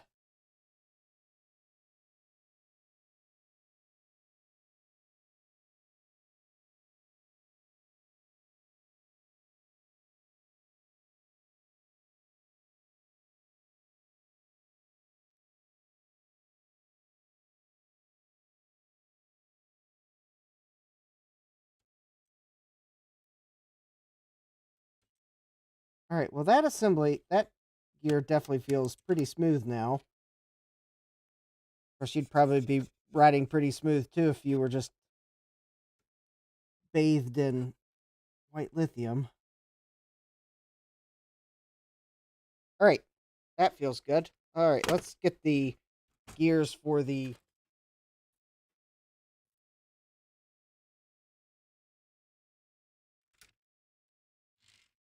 these gears here that open and close the tray.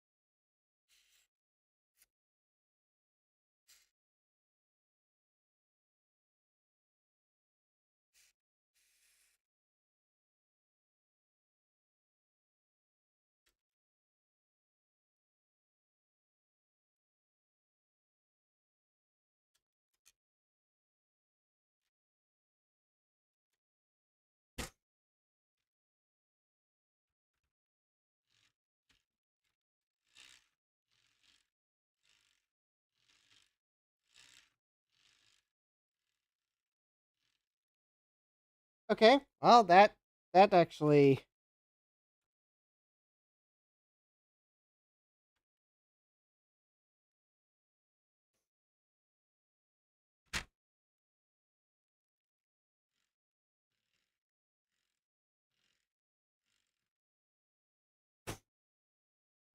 Okay, that seems like it might be working better. All right. Guess the only way to test is going to be to plug it in. Plug it in, plug it in. And what better way to plug it in than to...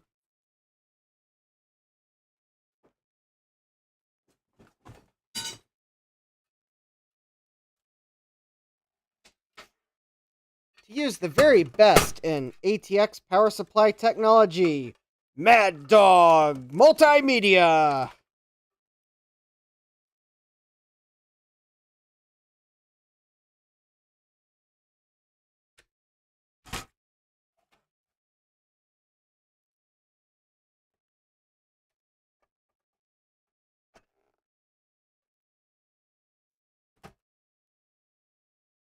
Yes. The following Mad Dog Multimedia product presentation is for entertainment purposes only. It is certainly not recommended to full send a PC power supply plugged into an Apple DVD-ROM drive, because the Apple product and or the PC product may get jealous or may have a reefa cap in it. Viewer discretion is advised. Also, don't look directly into the laser.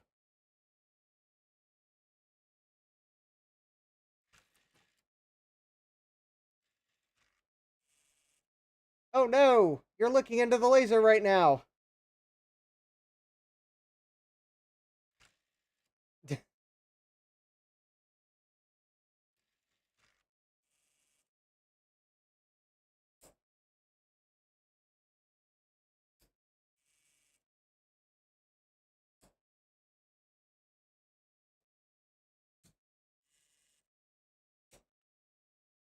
Oh. Well, I know what the grinding noise is now. It's the carriage.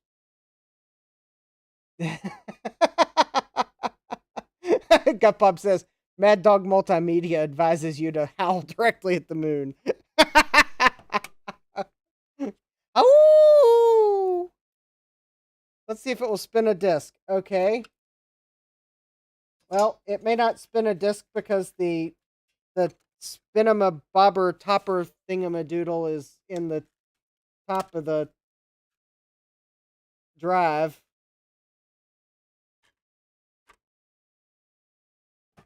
Well, there. Now at least I won't be looking directly in the laser.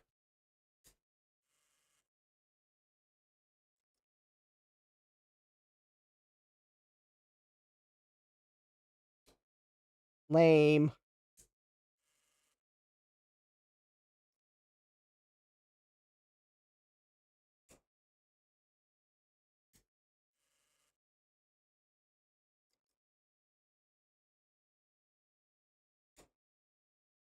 Hmm. Well, I guess I can put the top back on and see if it makes any sounds like it's spinning the disc, but yeah, it might. Doesn't seem like it's playing ball with spinning the disc.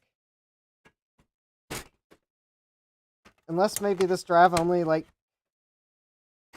spins it a little bit on power up.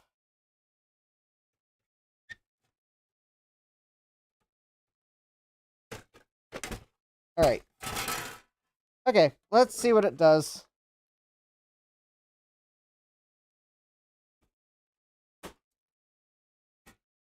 I will go ahead and put the bottom of the drive back on. Okay. Let's try that again, see what the drive sounds like.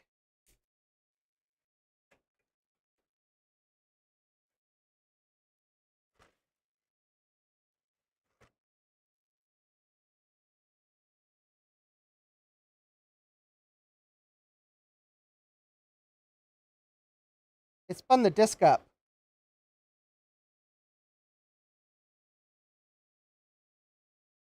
It's actually spinning the disc right now.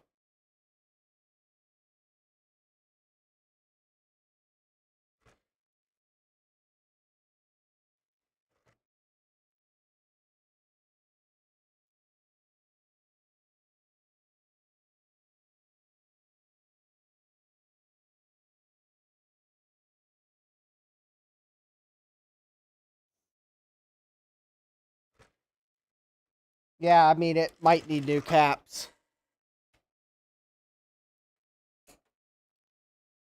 My Mad Dog power supply looks like it works too. Oh, you all can't hear the grindy noises because I keep turning my audio filters back on because I care about audio quality.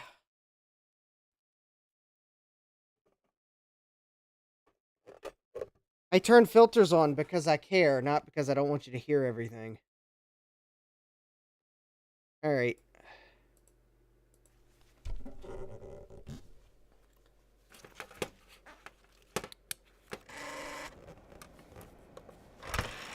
The carriage is hitting an end stop internally. That's what that noise is.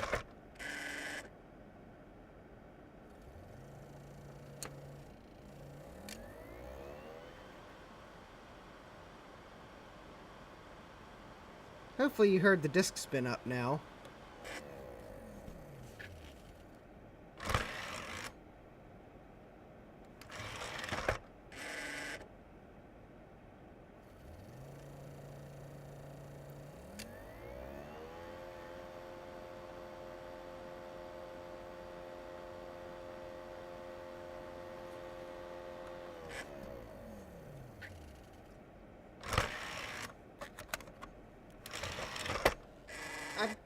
I'm calling it a... It works, but... Jeremy says the Apple headbang has evolved. Yes. I'm calling it a... It works, but... I have better options. And by better options, I mean drives that aren't going to go every time you, like, insert a disk or turn the computer on or it wakes up from sleep or it randomly decides to make noises while you're zoned out on the recliner. And then you're wondering, okay, did a sheep get in the house or is that just the optical drive? Oh, okay, it's just the optical drive this time.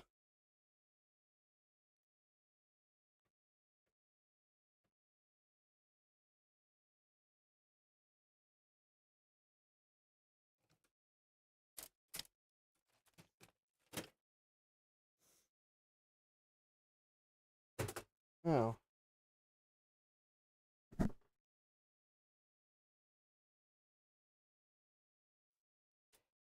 All right. Yeah, I'm not gonna throw it away. Just, I'm not gonna scrap it, at least just yet. It could, I mean, if I got another one of these drives and it had a bad looking faceplate, then I could swap faceplate parts. I mean, in a pinch, if I wanted to run an older Mac OS version, oh wait, that's going into metal. I don't need to back thread it first. Yeah, I mean, I'm not going to throw it away just yet, but it's kind of not going back in the Power Mac G4. Looking intently at my stack of optical drives sitting there.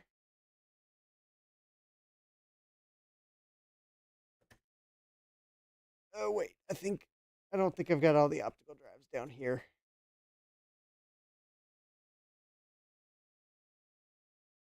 Now, on low-end Mac, I was trying to figure out when Apple went from beige to black drives. I think the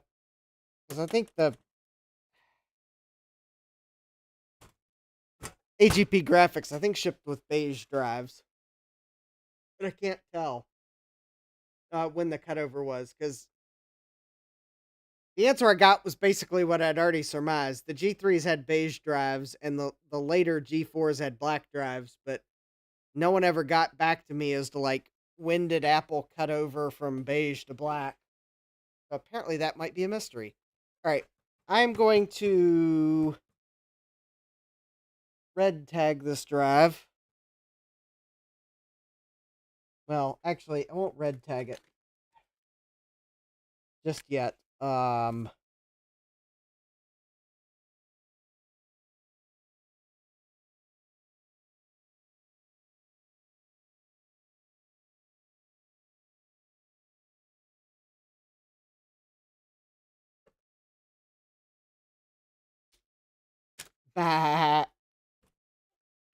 All right.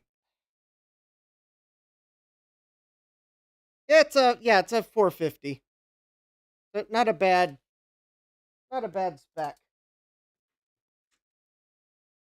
Okay. Don't worry, I will not throw this drive away, scrap it, or anything just yet. In a pinch, I mean, it would probably work. I'm not picking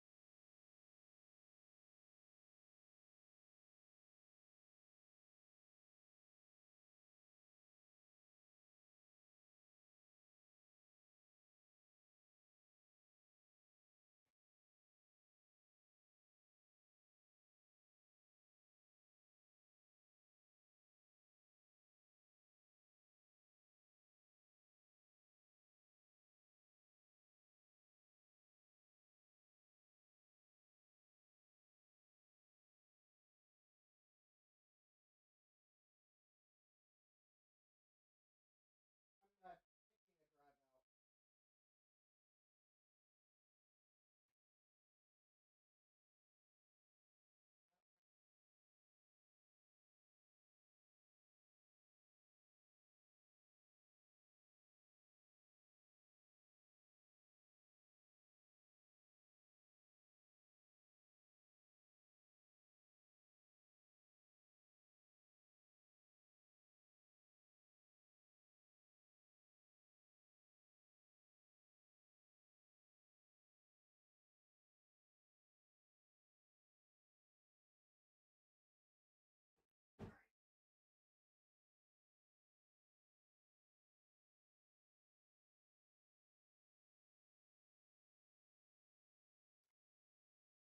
Okay.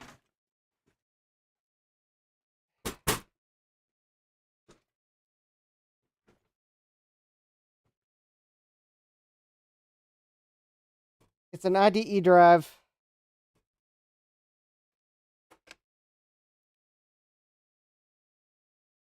It's almost as long as the original drive, so it should fit.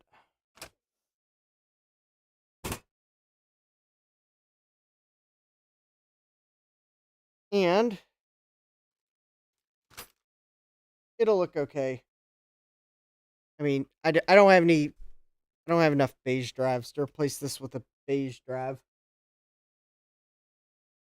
But that's okay. It'll look sharp with a black drive. No one will know the difference.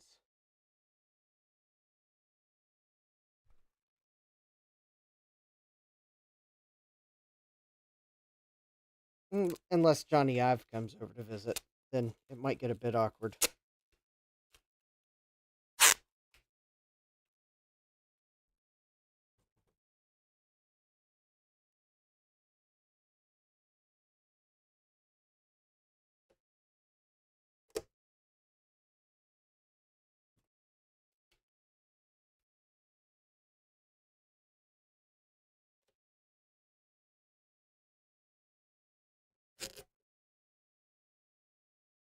And there we go. I think that will be hidden by the plastic trim, and you'll never know that I just put tape over the LED so that you can't see it. No, this isn't HP.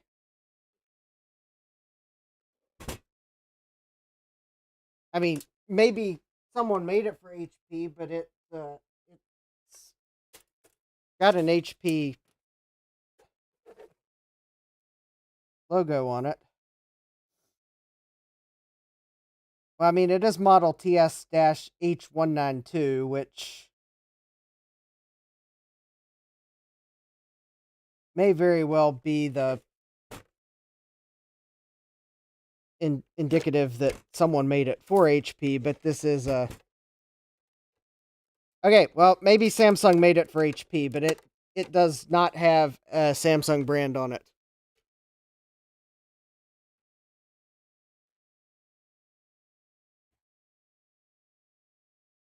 Johnny will bring his glue gun and seal the G4 up for me so I can't open it anymore. Funny. I thought it was Steve Jobs that was always opposed to opening it up.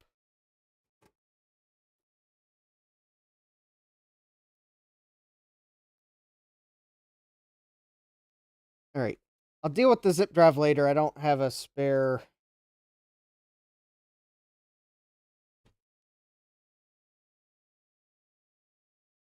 zip drive that'll look right in the case, because that I don't necessarily need to find one of these like translucent graphite ones, but I'm at least going to find a zip drive with a black faceplate.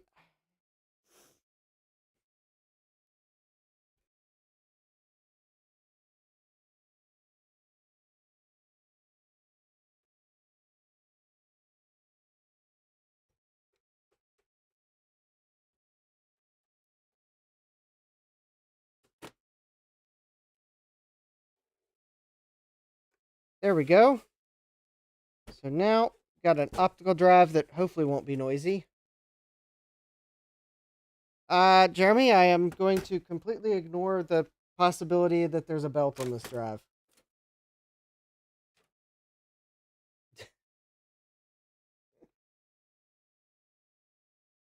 Because I'm actually not ignoring it, because I was actually using this drive the other day and it worked. Or I'm pretty sure I was using it the other day and it worked. So there is nothing to check. I have already checked it.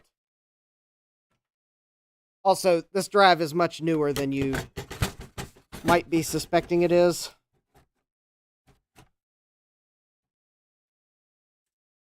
I am not using this drive. Yes, Jeremy, there is a belt, but I was testing this drive the other day. It works. And if the belt has failed between then and now, I don't have any belts, so it will just be sadness. I have no spare belts, so I couldn't fix it even if I wanted to. But this drive is newer than you might think it is. It's because it's got a 2006 date on it. Which means it's only, what? Which means it's only like 18 years old and not like more than 20 years old. Yes, I guess when I put it that way, though, this DVD drive could be driving. Cue the freaking violins from horror movies. I am also not going to bother plugging the zip drive back in because it has Click of Death and... Well, actually, I think I do need to plug it in, though. Never mind.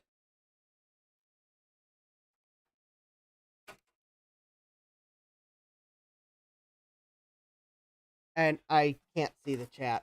The tower's in the way. So hold, please, while I put cables back in.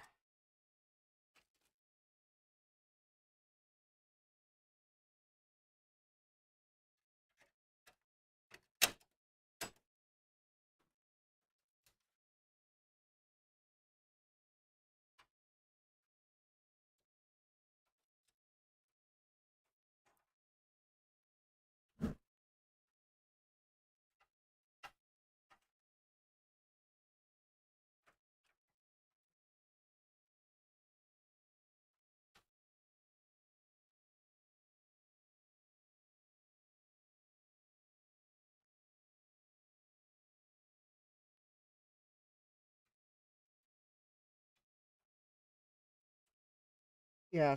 The reason I picked the drive that I'm putting in here is because it's about the same length as the original drive. And the way the cables are in this tower, I mean, there is some extra slack in them, but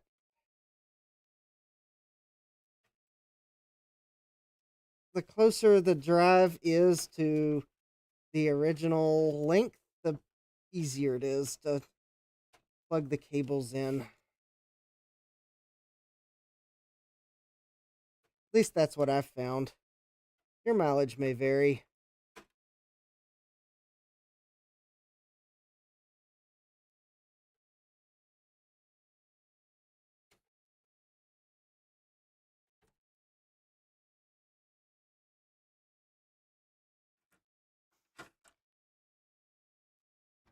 There we go. So there's the optical drive and the zip drive there. So I am so confident that this is going to work that I'm just going to go ahead and pop this back on. Look at how lovely that looks.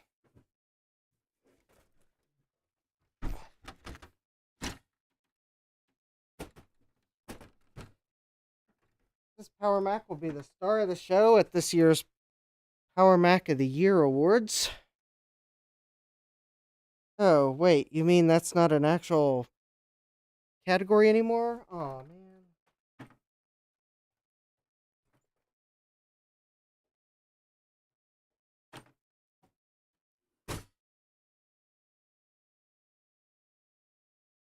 Oh, hold on. Let me double check that. Put 2 screws back in the case. Yeah, it did. Okay. Because I keep wanting to lose the 2 screws that hold the drive cage in naturally.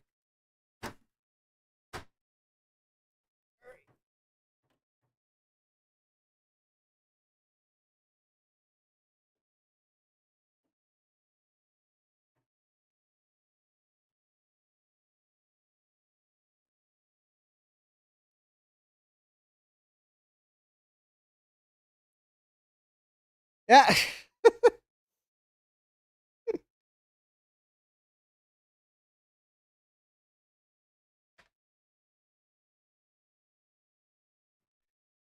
Well, Jeremy, when I hear that you've celebrated your 20th wedding anniversary, hopefully that reminds me to maybe just go ahead and replace the belt in this DVD drive.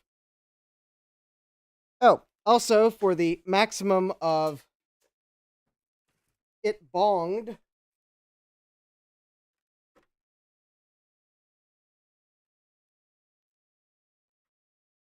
I'm going to plug in speakers.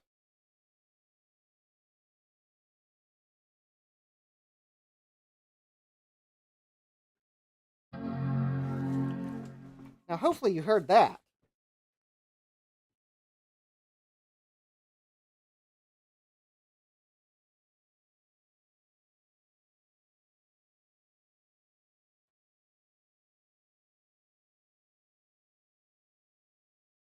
Oh, notice the DVD drive didn't make a racket when I turned it on. Oh, well, that's a problem.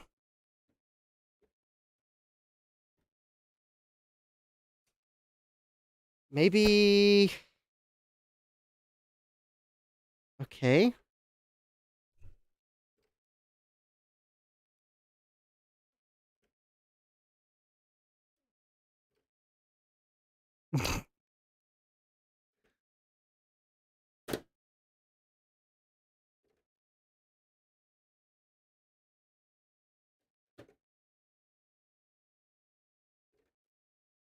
Okay, well, it is opening and closing. Let's see if it'll spin up.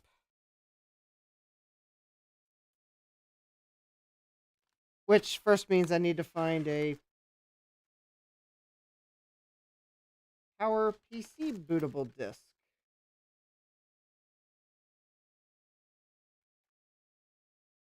Alright. Just waiting for someone to ask, will it run Crisis?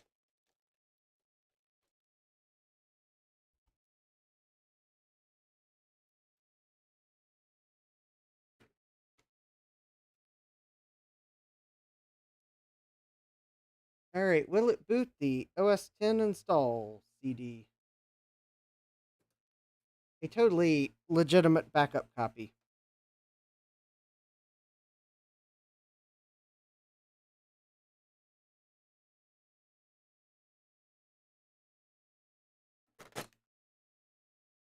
Okay, drive's not like the quietest, but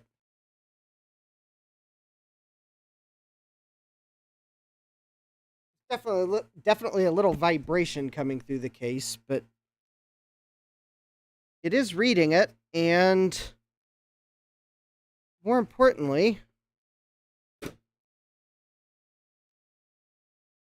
if you don't look too closely, you won't see the gaff tape I put over the LED. So yeah, so far so good. Oh, hey, Will Jr. 880, welcome.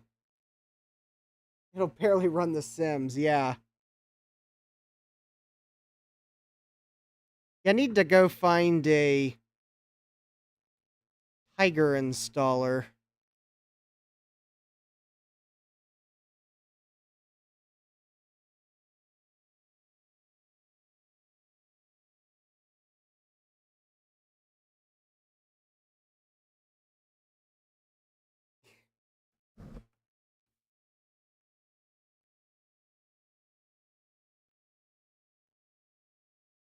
Well, it's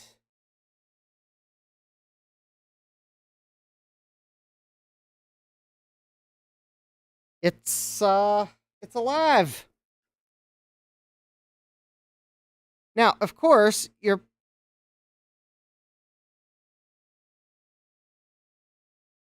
probably wondering something if you saw the sticker I have on the top of my G4.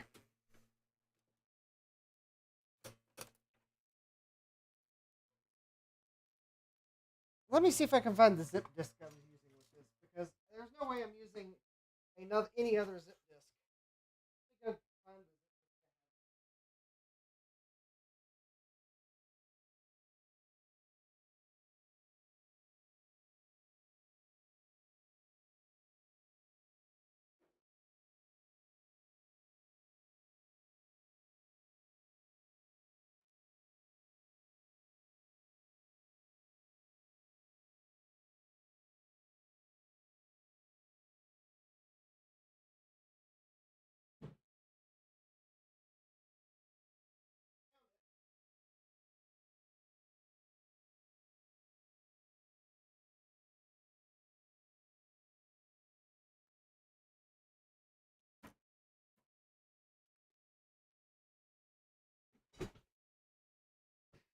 Despite the dire warning on the label,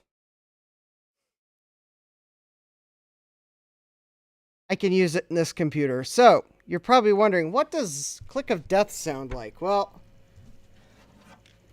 I've turned off my audio filters, and you're going to get a first-hand listen at click of death.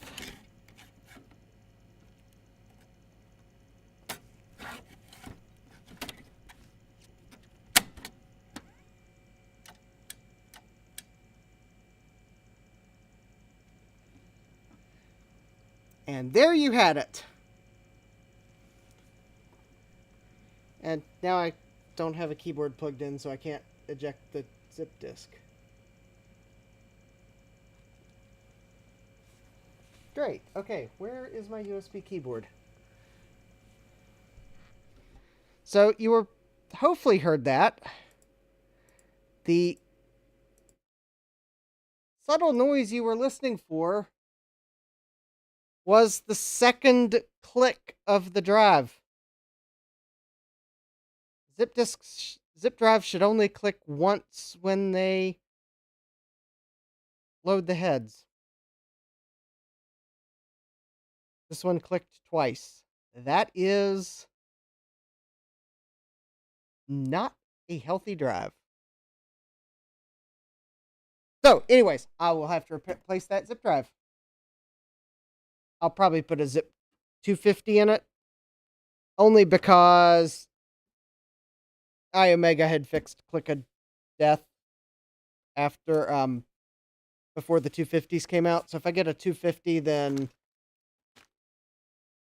I know it should be free and clear of click of death.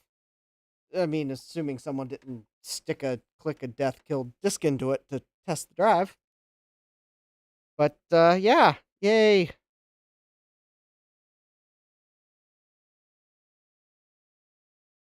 Jeremy says, yeah. Jesse says, sounds like a blinker. Jeremy says, make America blink again. Yeah, funny. Will Jr. 880, well, my M1 is several years old now and still goes like the peppers. Yeah, I've labeled it that way so I'd remember which one it was. Let's go Jazz. Well, Apple didn't make a Jazz drive opening for these G4s.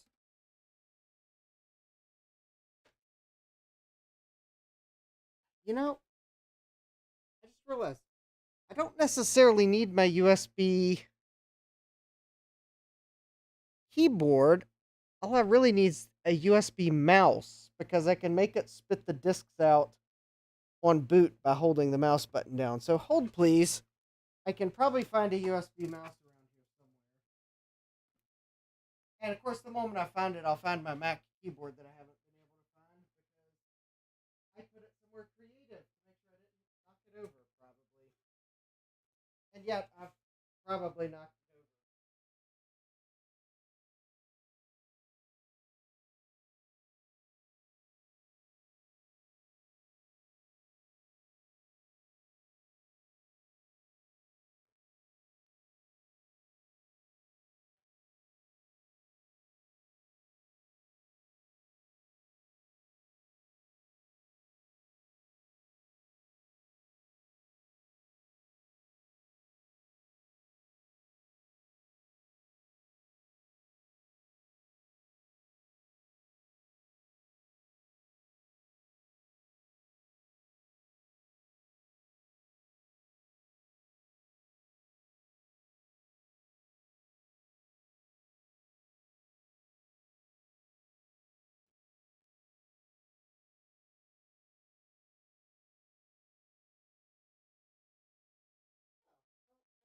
I guess maybe I did.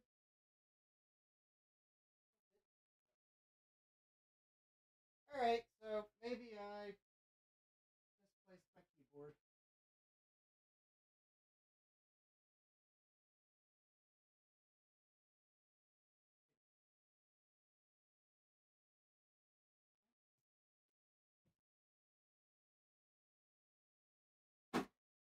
Oh well, that's a USB keyboard, but not the one I need. There's an LTE keyboard. I found PS2 keyboards. I found 128 512 plus keyboards. I found 8 keyboards. I found XP keyboards. The one keyboard I have not found is the USB Apple keyboard. It has an eject button on it. Because that's the one I'll probably find less than 5 minutes after I end the stream.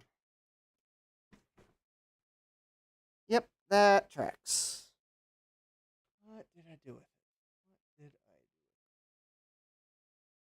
it? Oh, wait. I see. Oh, I found it. Okay, I don't know why it's sitting where it is. Must have moved it out of the way. Yes, sitting underneath a padded envelope. No wonder I didn't see it.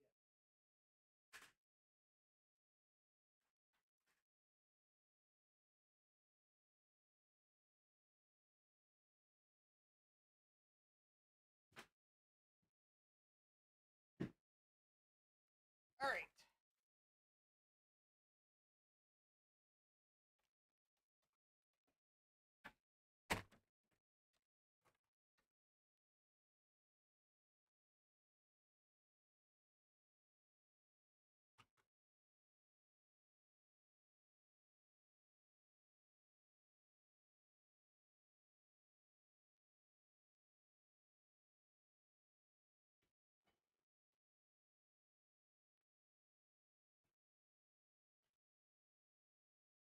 All right.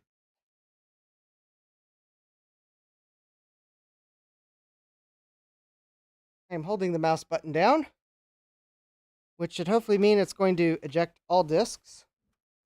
All right, there's the CD.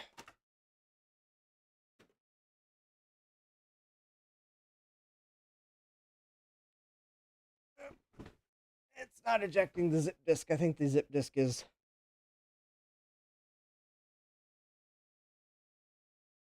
I think the zip disk might be stuck in the drive.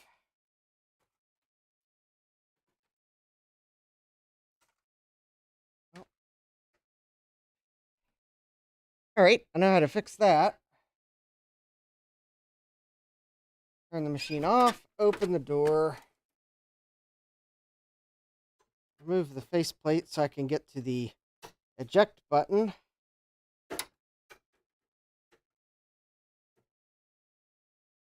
All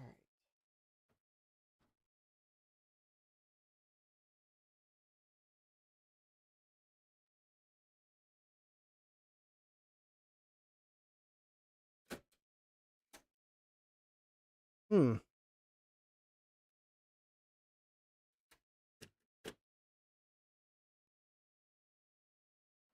Okay, I don't know why it would not.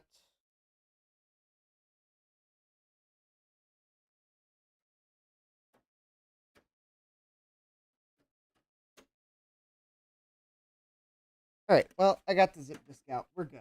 All right. We are good. All right, so that's the Power Mac G4. Now, all I got to do to it is, well, I guess I'll find a zip drive for it and figure out what hard drive to put in it. But I don't have time tonight to install.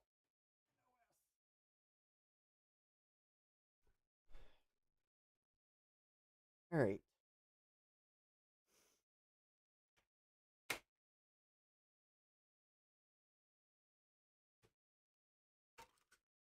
Okay, let me. What did I do with the slot cover? All right.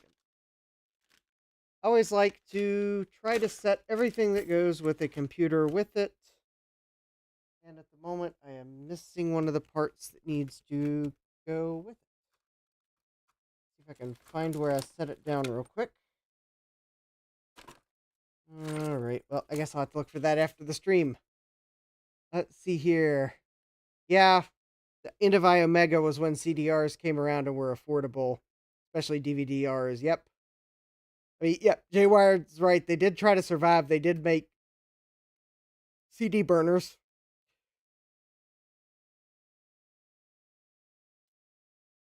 My first burner was a 2-speed burner, and I paid like $240 for it.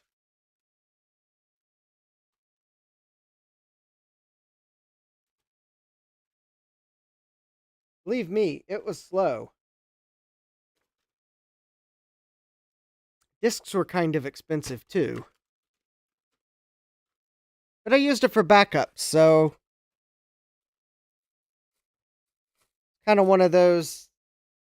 I was willing to pay the cost of the media to be able to make backups. That's kind of all I did. That's how expensive the discs were right up front. And you had a high risk of making coasters. Like, pretty high risk of coasters. So, my first CDs were just backup CDs. That was it. Trying to find the thingamadoodle I dropped, apparently. Well, I'll find it on the bench. It's not like super critical if I misplace it. It's on the bench somewhere. It's probably under a roll of paper towels or something.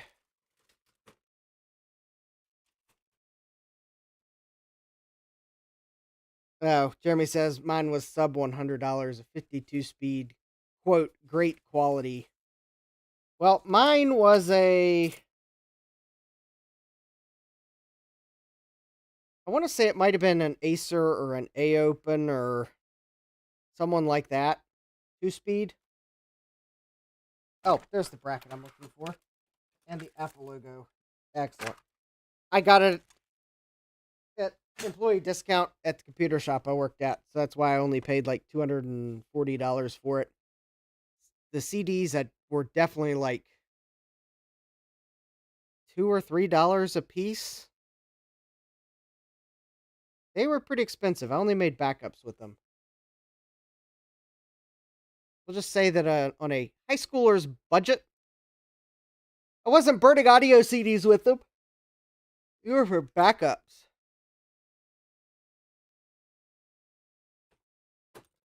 Actually, I might have still been using cassette tapes for audio then. Although I was starting to get some CDs though. Hi Eric, welcome. Well, I got the G4 is working better. And it's off the bench now, because, well, I've done all I can for tonight. Trying to think if there's anything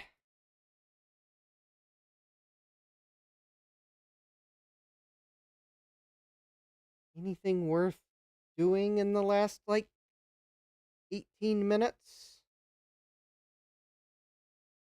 Of course, I could use this time to chat just a little bit before I end, and that way maybe I'll actually end on time, too, which would be nice. Oh, yeah, Jeremy says I was buying spindles of 50 or 100 for $20 or $30, respectively.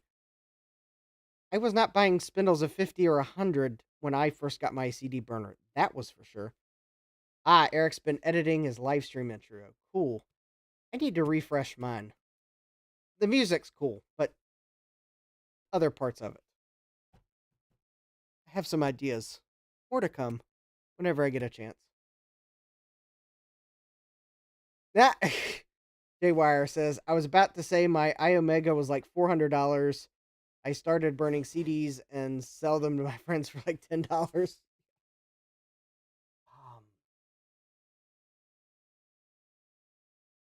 Looking to see if there was anything. I mean, I do have a couple newer computers. Oh wait, no, actually, compared to that G4, it's an older computer. Never mind. The I I have a small number of additional computers in my collection that did not come from eBay. One of which is a boring old Dell. One's a boring newer Dell. One is the ThinkPad X1 Carbon that I'm going to install Haiku on. And one is a Gateway 2000, which actually I gotta find hard drives for. Other than that, I think it works.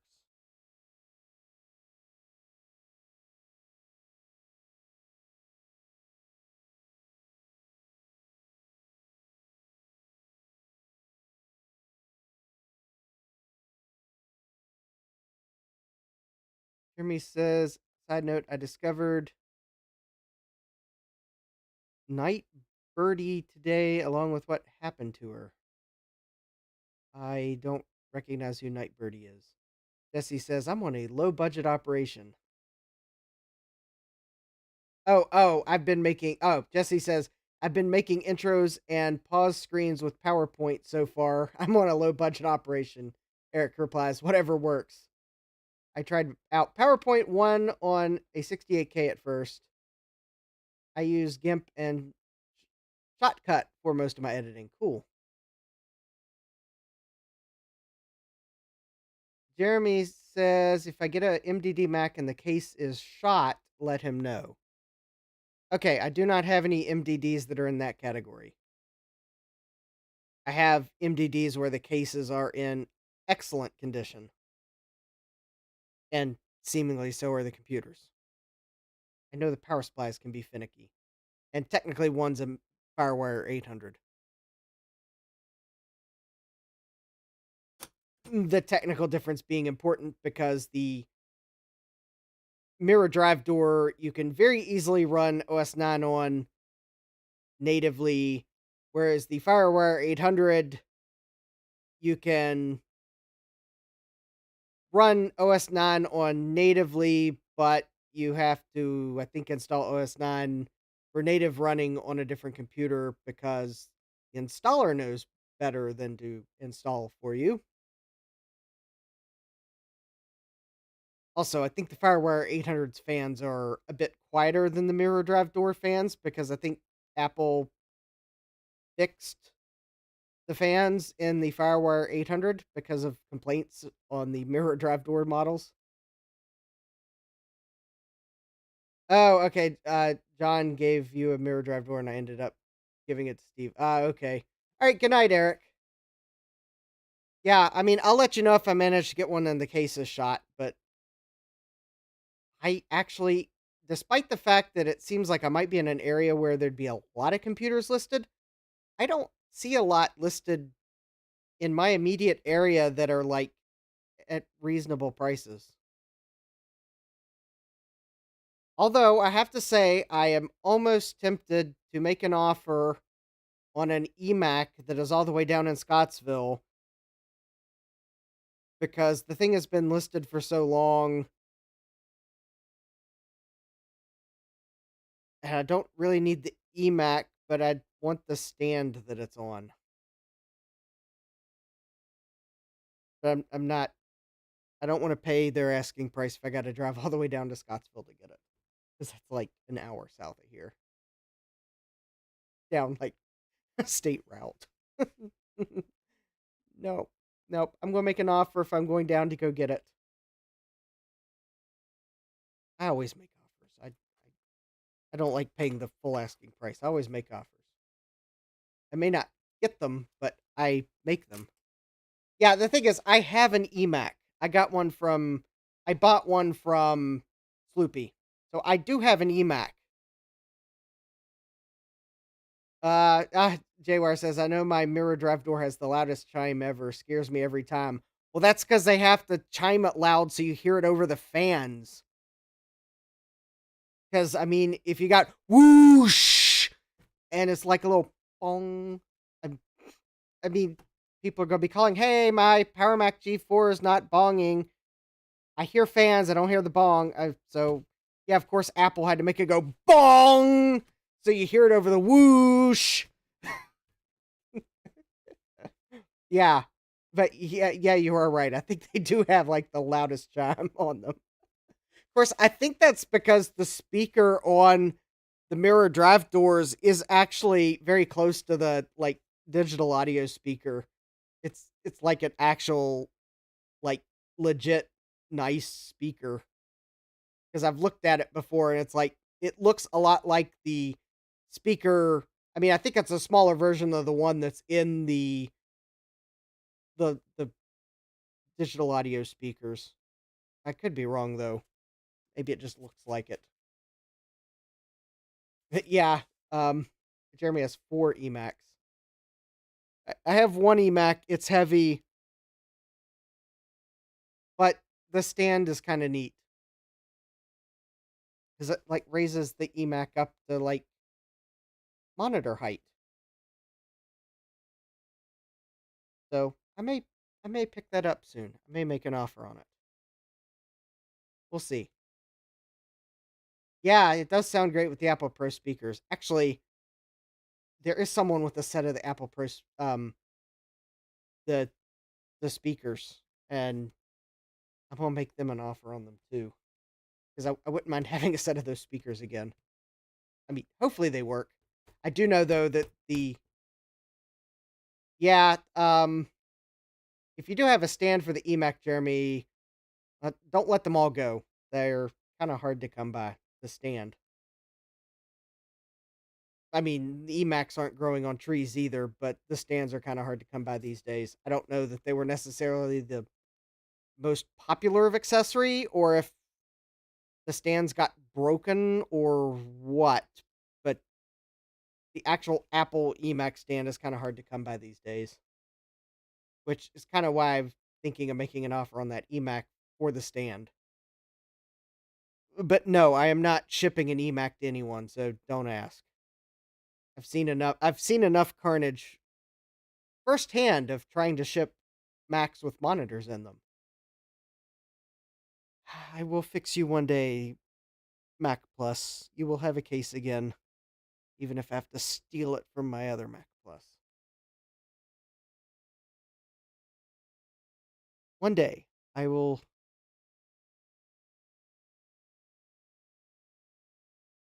Yes.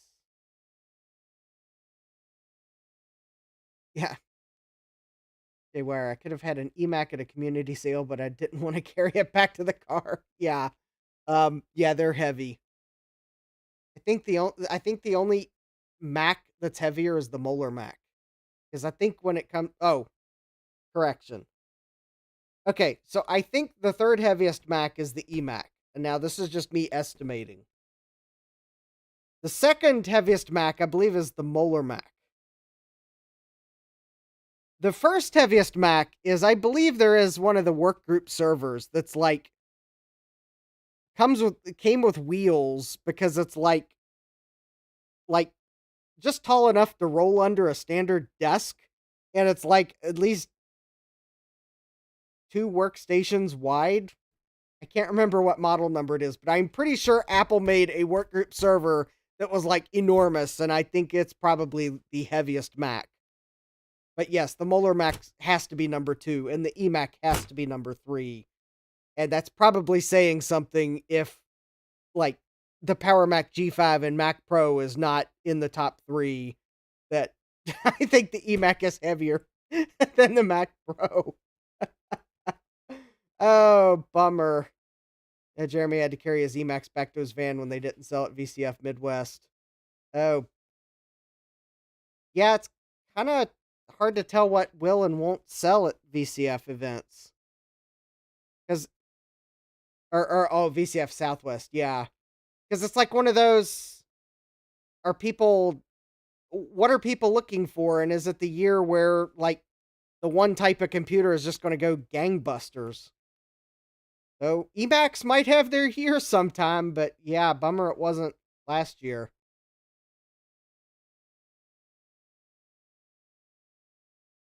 But yeah, also, no, don't worry. I think if there were Macs I was looking for, I'm actually good on Emacs. The only reason I would be tempted to make an offer on that eMac that I've seen is because it has the stand. And actually, if I went to go look at it and the stand was in poor shape, I'd probably not get it. I have to say I don't really want or need another eMac. I mean, my arm can be twisted for certain things that if it's like it's either you take it or I'm throwing it away, then I'd take it. But yeah, I think one eMac is enough for me. And if I did buy a one because it had the stand, don't be surprised if it like follows me to VCF East. The computer, not the stand. Because I really only want one eMac, but I would kind of like to have the stand.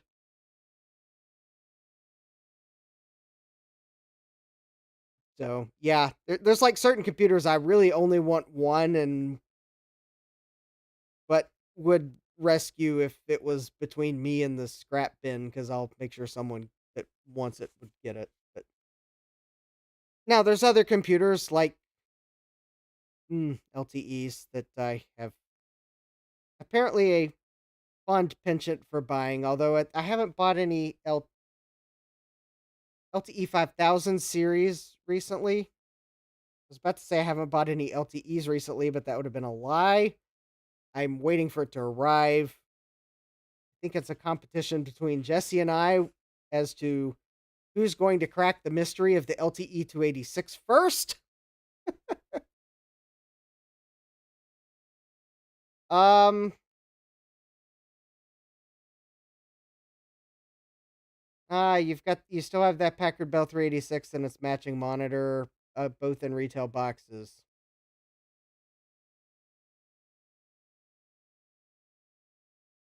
Maybe, but not at this immediate moment. Also, I'm hesitant to ship monitors these days. I'll put it that way. Uh, are retail boxes that exciting to me? Not really, because they take room to store. And for something that old, would feel obligated to keep it. Would I refuse a computer because it had the retail box? No. Um, would I not buy a computer because it had the retail box? No. But it's not like I'm like, eh, whatever. I mean, you probably can see that I do have a TI-99 retail box right there, but it doesn't take up a lot of room. And actually, I have been meaning to actually turn it around so you can actually see that it's the retail box. But Jeremy says I know how to ship a monitor properly. Um,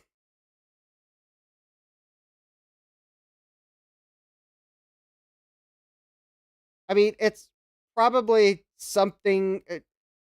Let me put it this way, Jeremy. I'm before VCF East. I'm kind of probably trying not to buy a whole lot, but I'm sure you're probably going to wear me down on that at some point because Packard Bell 386 is you're probably going to wear me down at some point on that one, Jeremy. Every time you bring it up, it kind of gets more tempting. I'll put it that way. What speed 386 is it? Probably like a 386 SX.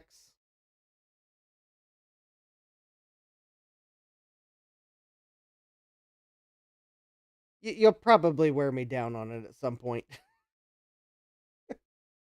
But before VCF East, I'm trying not to buy a lot of large items unless I have a good reason to, and that's why I bought the LTE 286 because the eBay seller pictured it working. Oh, it's an SX20 or S33. Okay, that's more tempting. Because if it was an SX16, it was probably going to be a tough sell. If it's an SX33,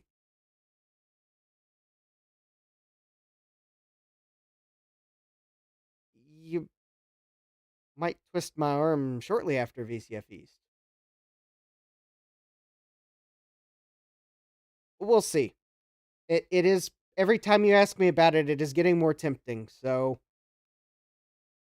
okay, if you do get to VCF East, you'll bring it with you. Okay.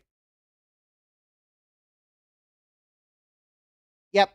That would probably be a good call because if you do get to VCF East, then we don't have to try to ship it at all. Although I'll let you know because my car might be pretty full. Um, well, actually, you might be bringing it to VCF East anyways if you get there, so no worries on that. Uh, yeah, that it is sounding tempting, but yeah, yeah. The only reason I bought the LTE 286 is because the seller showed it as working, and as Jesse will probably attest, we're having trouble getting ours working. So I went full global thermonuclear war and bought another one the seller pictured as working. Yeah. Jeremy says Bertha would have cost too much to ship. Lol. Yeah, you would have had to have shipped Bertha freight on a pallet. And Bertha would have gotten laughed at every stop.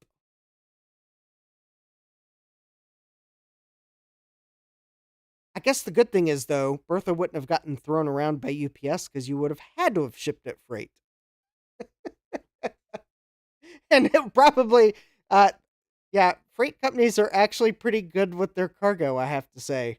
At least with my experience with freight companies, they are usually, I mean, I'm sure they occasionally might accidentally run forklifts through things, but at least the one good thing is they're not just throwing boxes around like UPS does, because usually when it's going freight, it's too heavy for a college kid to throw it off the truck. I might be assuming too much, though, if the college kid's a football player, so sorry for assuming there, but still. Yeah. So Jesse would probably attest that yes, the LTE 286s are fragile.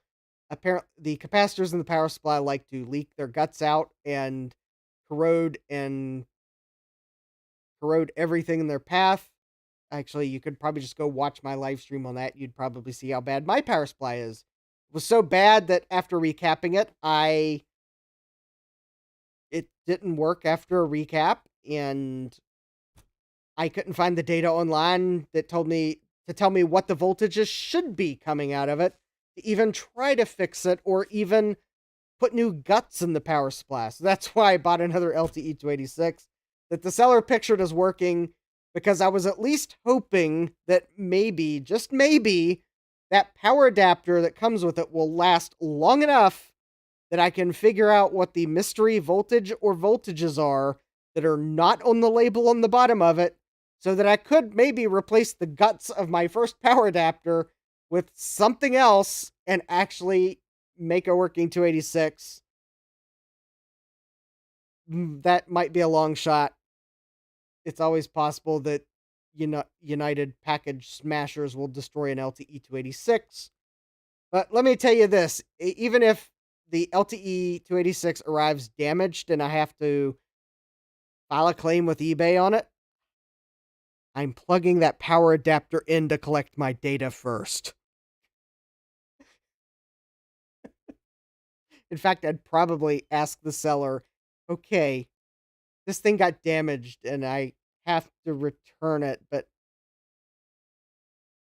what kind of partial refund would you give me if I keep the power adapter? Like, because that's actually probably the part of the LTE 286 I want is just the power adapter. The rest of the laptop's a perk because actually I don't know if the one I have even works because I haven't been able to power it up. I suspect that the LTE 286 I just bought will need recapped because the capacitors on the motherboards are leaky. I'm sure the power adapter capacitors are leaking, but at least maybe I'll get to collect the data I need to at least get one working. But I think Jesse and I have a virtual race because I think Jesse also, I think, got an LTE 286 recently. So I think we kind of have a little race going on as to who's going to actually get one up and running fully, no capacitors leaking. So hopefully I will get the second LTE 286 soon. And well, you'll probably know I have it because it'll probably be a live stream sooner rather than later when I get it, because starting to get tired. Because quite honestly, I would like to get that laptop put back together again. Just because it's been bugging me. That's how much it's bugging me. That's why I bought the LTE 286. That one is like one of the computers that's really been bugging me that I've been able to do nothing. And when I saw that auction and the seller showed the laptop powered up with the power adapter that comes with it, and the buy it now price was $60 plus shipping, I was like, all right, I didn't really want to buy another one of these, but well, I need content. I would like to figure this thing out. I'll make a video on it. Yes, I'll make a video on it at some point. So I was like, okay, fine, whatever. And then of course, yeah, the Cyrix Media GX motherboard that I showed during Wheel of Regrets earlier today. Yeah, I really wasn't planning on buying that, but Chris tagged me on a Twitter post. I took one look at it. I saw the stickers on the chipset. It screamed of being PC chips, even though I was pretty sure it was a Soyo board, which it is. The Cyrix Media GX I knew was a dumpster fire of a chip. Well, okay, maybe that's being too harsh. No, it's probably not. I mean, it was billed as a Pentium level processor, but it was a glorified 486. So by dumpster fire, I mean it was like old technology packaged to be new technology. So yeah, I fell for it. I was like, yep, this will make good content. Yep, I bought it. And yeah, and of course the thing is, there was no disguising it because Chris had tagged me on it. And then folks noticed the board had been sold, and like, well, there was no hiding that I was the one that bought it. Everyone figured it out on Twitter. And then it was discovered that that processor doesn't belong on that motherboard. So if you'd like to help me get a motherboard that will actually work with a Media GX processor so I can make a video on the dumpster fire of a processor that the Media GX probably was, well, Coffee link is in the description below.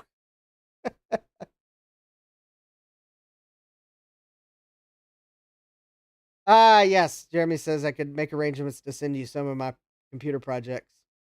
As in, if you want to stop buying on eBay, yep. Oh!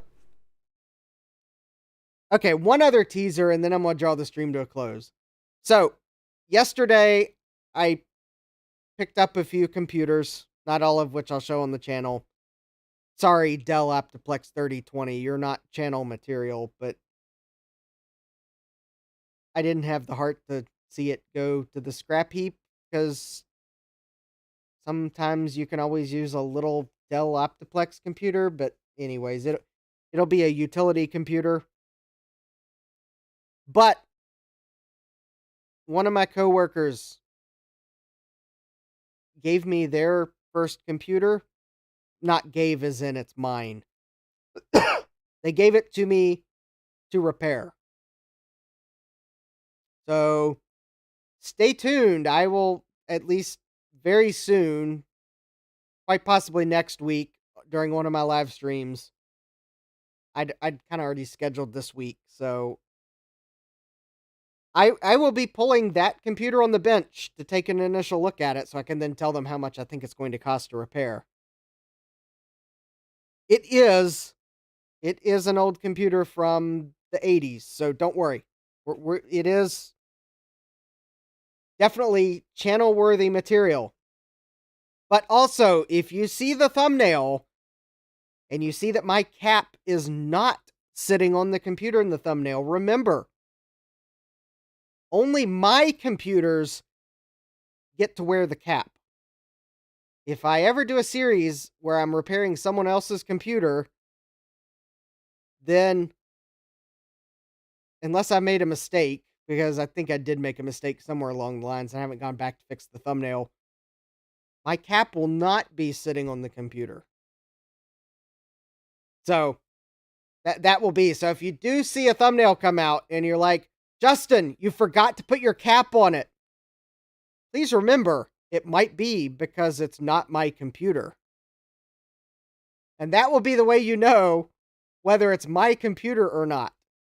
Because, well, Jeremy, it's because I only more recently made, that's the thumbnail I need to go correct. Because I hadn't made that decision then, that only my computers wear my cap. But that's such an old thumbnail, it's lower on my priority list. So yes, now you know. My computers wear my cap. If I'm repairing it for someone else, it will not wear the cap. And if it's not a computer yet, it will not be wearing the cap. Unless it's a Tyrannosaurus Rex and I'm talking about Quadra 700s, then the Tyrannosaurus the T-Rex is totally wearing my cap because, of course. Oh, hi, my computer things. Welcome. Yes. Yeah. So, yes, if I got like a thumbnail where it's just like the motherboard because it's not a complete computer, then, well, it won't be wearing the cap because the thing is, it's not a complete computer. So it has to be a complete computer that's mine, and then it gets to wear the cap. So yes, if I put a computer together, once it graduates to being a computer, it gets to wear the cap. So now you know, should you see a thumbnail come out next week and the computer is not wearing a cap, that's a good possibility that it's a commission, not my computer.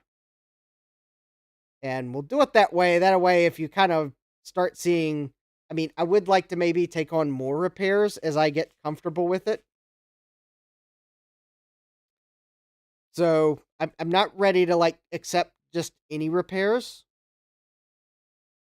Will says, "Can I be a computer so I can wear the cap?" Okay, the other thing is, if you're at VCF East and because I have a spare cap, well, you can wear the spare cap and take a selfie because you have to ask nicely. So you do have to say the magic words. And no, I'm not going to do the You didn't say the magic word, but please ask nicely. And just like Ron, you too might be able to take a selfie in my spare cap. But no, I won't take my actual cap off because I don't want the whole room to like gasp in horror when my hair is just like standing up on end. Yeah, yeah. And if you don't believe me, go the picture's out there somewhere. In fact, maybe I should like post it again. Does Teespring sell caps? This is actually a cap from Poe & Company. So I don't. Unfortunately, Teespring does not sell flat caps. Otherwise, I would have probably already set up a shop with a flat cap with an embroidered logo. But no, unfortunately, they don't have flat caps as far as I know. But anyways, yeah, if you do, not sponsored, but if you did ever want to check out where I get my flat caps from, it's from Poe & Company Limited. They're a veteran-run business. And yeah, they sell authentic flat caps. So this is actually made in the UK. It's an actual authentic flat cap. Although, spoiler alert, if you ever see me out in public, I'm wearing a different flat cap. But yeah, I wear a more low-key flat cap most of the time. But for official events, I wear my real flat cap. And my live streams are official events. And so is VCF East. So yes, all you got to do, if you're wondering where I am at VCF East, you just look for the cap. with the blue smoke monster pin, which Adafruit doesn't sell them anymore, so I have to be careful I don't lose it. Yeah. Will Jr. says, maybe if I ever rock up to a VCF, I'll just bring my own. Yep. Well, now you know where I get my flat cap from. Yeah, J-Wire says they're missing out on a huge market. Yes. Maybe I should suggest to Teespring that they need to get flat caps so that people can get an embroidered flat cap.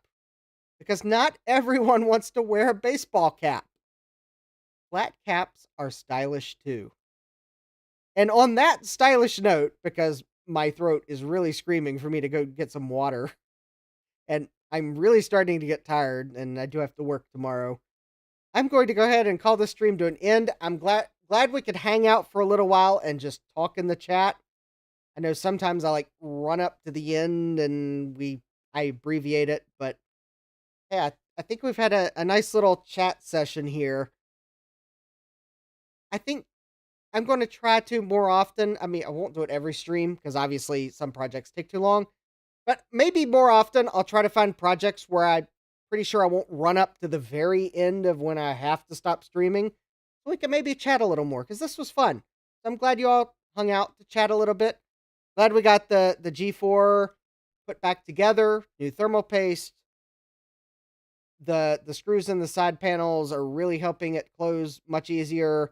So thanks again to Garth for sending those spare parts, as well as a 2CI case and those parts.